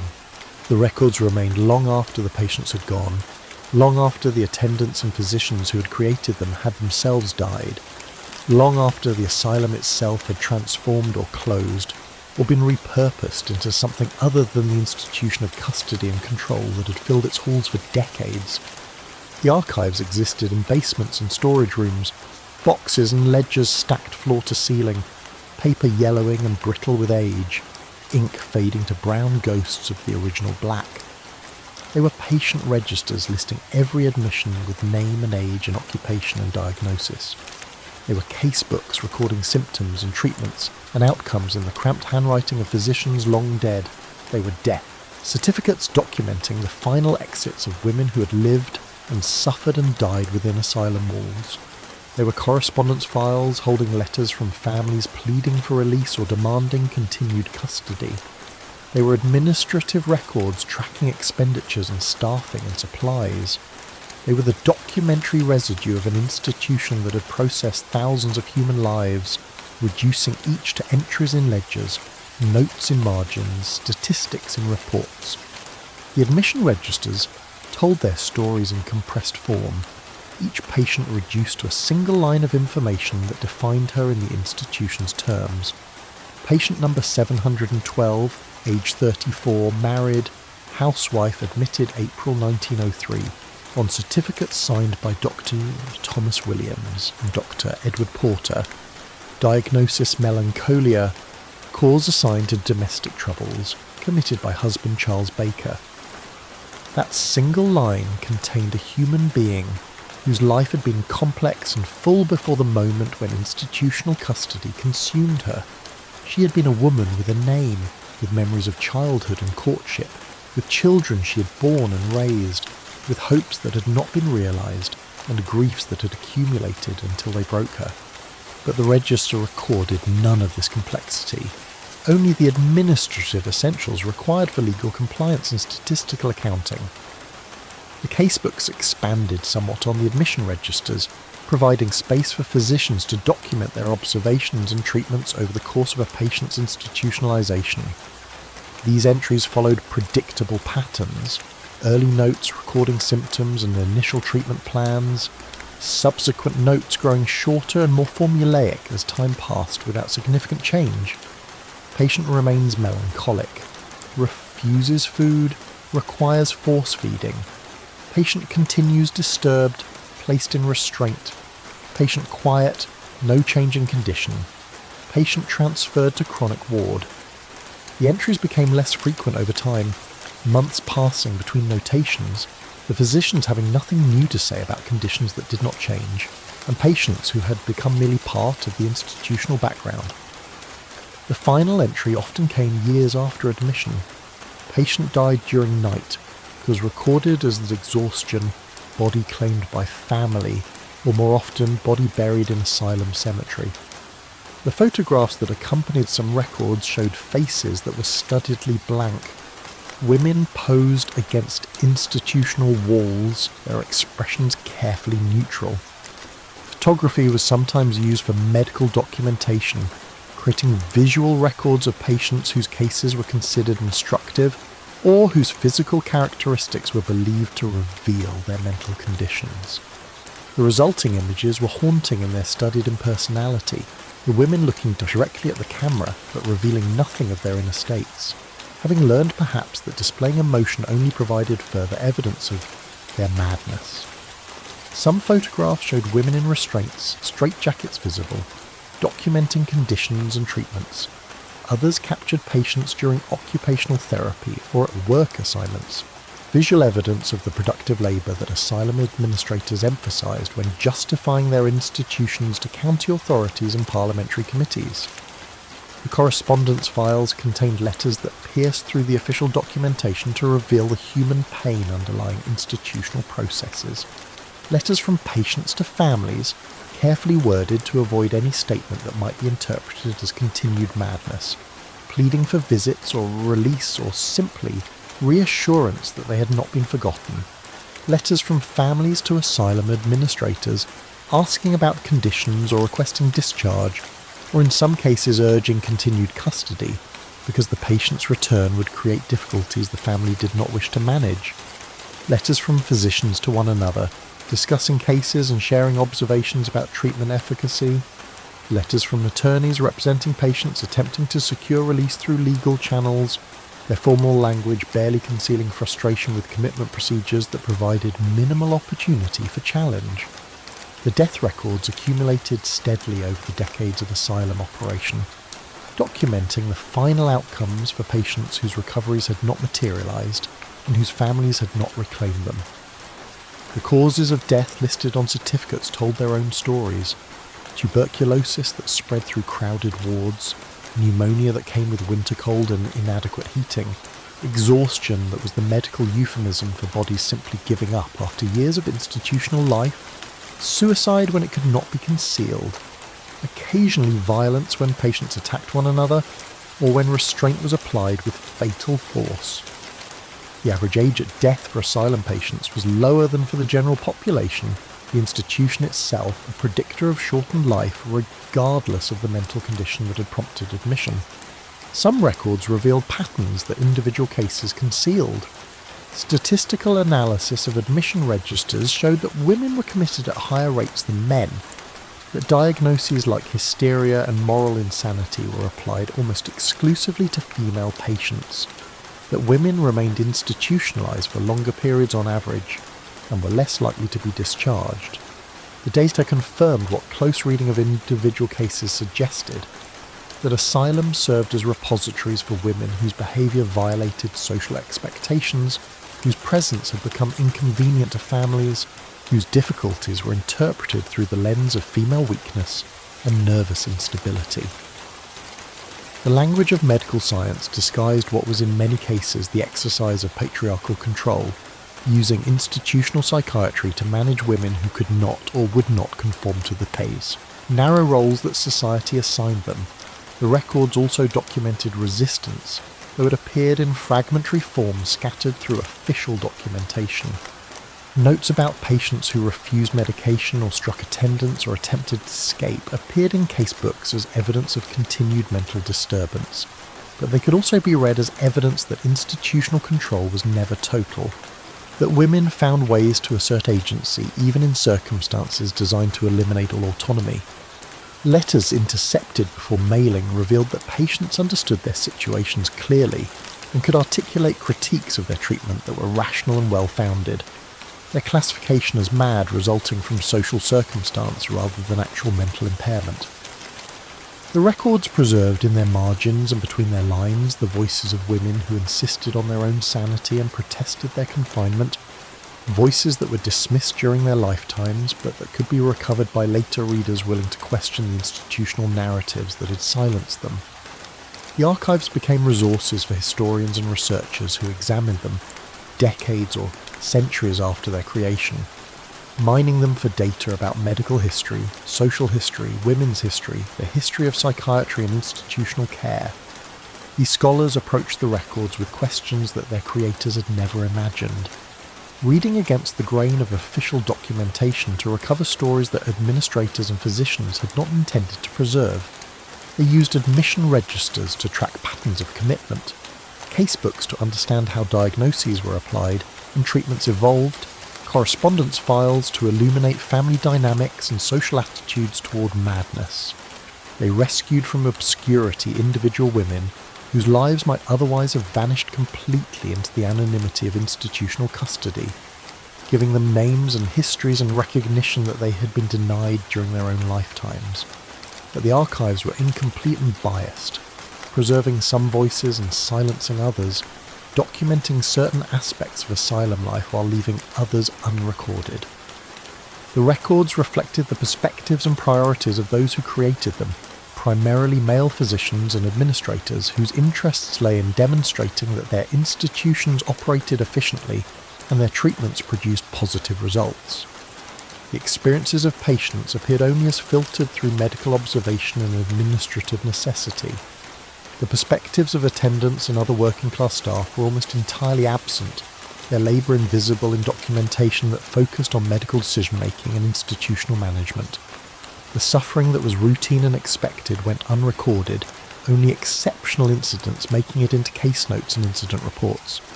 The daily miseries of asylum existence, the cold and hunger and boredom and loneliness, the loss of privacy and autonomy and hope, these left no trace in official records, though they constituted the reality that patients experienced. Some records were deliberately destroyed, evidence of practices that administrators preferred not to preserve. Treatment registers that might have documented experimental or particularly harsh interventions were lost or never created. Incident reports detailing staff misconduct or patient deaths under suspicious circumstances disappeared from files. Correspondence critical of institutional practices was removed from archives before they were transferred to long-term storage. The surviving records represented what the asylum wished to be remembered, the version of history that its administrators found acceptable. The gaps and silences in the archives were as telling as what remained, pointing toward realities that power had attempted to erase from the historical record. The asylum cemetery provided its own form of documentation, physical evidence of lives that had ended in institutional custody. The graves stretched in neat rows, marked with numbered stones that corresponded to entries in death registers. Beneath the ground lay women who had never left the asylum alive, who had died after years or decades of confinement, who were buried with minimal ceremony in graves that their families had not claimed. The cemetery was a place of collective anonymity, individual identities subsumed into the mass of asylum dead. But it was also proof that these women had existed, that they had lived and suffered and died, that they deserved to be remembered even if the stones above them recorded only numbers rather than names. In recent decades, efforts have been made to recover the names and stories attached to those numbers, to restore individual identities to women buried in asylum cemeteries. Researchers cross-reference death registers with admission books and case files, matching numbers to names to life histories preserved in fragmentary form in institutional records. Memorial projects created new markers listing names alongside or replacing the numbered stones. Public acknowledgement of women whose lives and deaths had been hidden behind institutional walls. These efforts represented attempts to provide dignity in death that had been denied during life, to ensure that women who had been reduced to patient numbers during their institutionalization would be recognized as individuals with histories worth preserving. The archives of sorrow held within them the potential for both remembering and forgetting. They could be examined by scholars and activists seeking to understand the history of psychiatric institutions and the lives of women confined within them. They could be used to challenge contemporary practices by demonstrating the abuses that had been routine in the past and the ease with which medical authority could be employed to control and harm those deemed mad. They could serve as memorials to women who had survived or not survived asylum custody, preserving their names and stories when everything else about them had been lost. But the archives could also remain unread, boxes gathering dust in storage facilities, their contents unknown and unconsulted. The women documented within them twice forgotten, first by the institutions that had confined them, and then by the historical indifference that left their records unexamined. The night had grown very quiet now. The stories contained in the asylum's archives stretch back across the years. Voices speaking from a century past about suffering and survival, about the machinery of institutional control and the resilience of human beings subjected to it. Patient X, who had once been a governess with a name and a life before the asylum door closed behind her, existed now primarily in records that documented her admission and treatment and eventual outcome. Whether she survived to leave the asylum or died within its walls, whether she recovered her former life or lived out her years in institutional custody, the archives recorded her passage through a system that had classified her as mad and processed her accordingly. Her story was both unique and representative. One woman among thousands who had entered asylum gates during the decades when such institutions flourished across England, managing problems that society preferred to solve through containment rather than address through reform. The candle had burned low. The pages of the register lay open to entries from a century past, and history once again whispered its truths to those willing to listen in the darkness. Truths about power and vulnerability, about the ways that medicine had been used to control those deemed inconvenient, about the suffering of women who'd been stripped of their names and their freedom, and sometimes their lives in institutions that had promised cure but delivered only custody. The archives preserved these truths against forgetting, holding them in ink and paper until such time as they might be read and remembered, until the women whose lives they documented might be recognised not as case numbers, but as human beings who had deserved better than they received, whose voices still echoed faintly through the years, asking to be heard, asking to be remembered, asking that their suffering should not have been meaningless, and their lives should not be forgotten in the silence that follows when the asylum's doors finally close and the last light goes out and only the records remain to testify that any of this happened at all.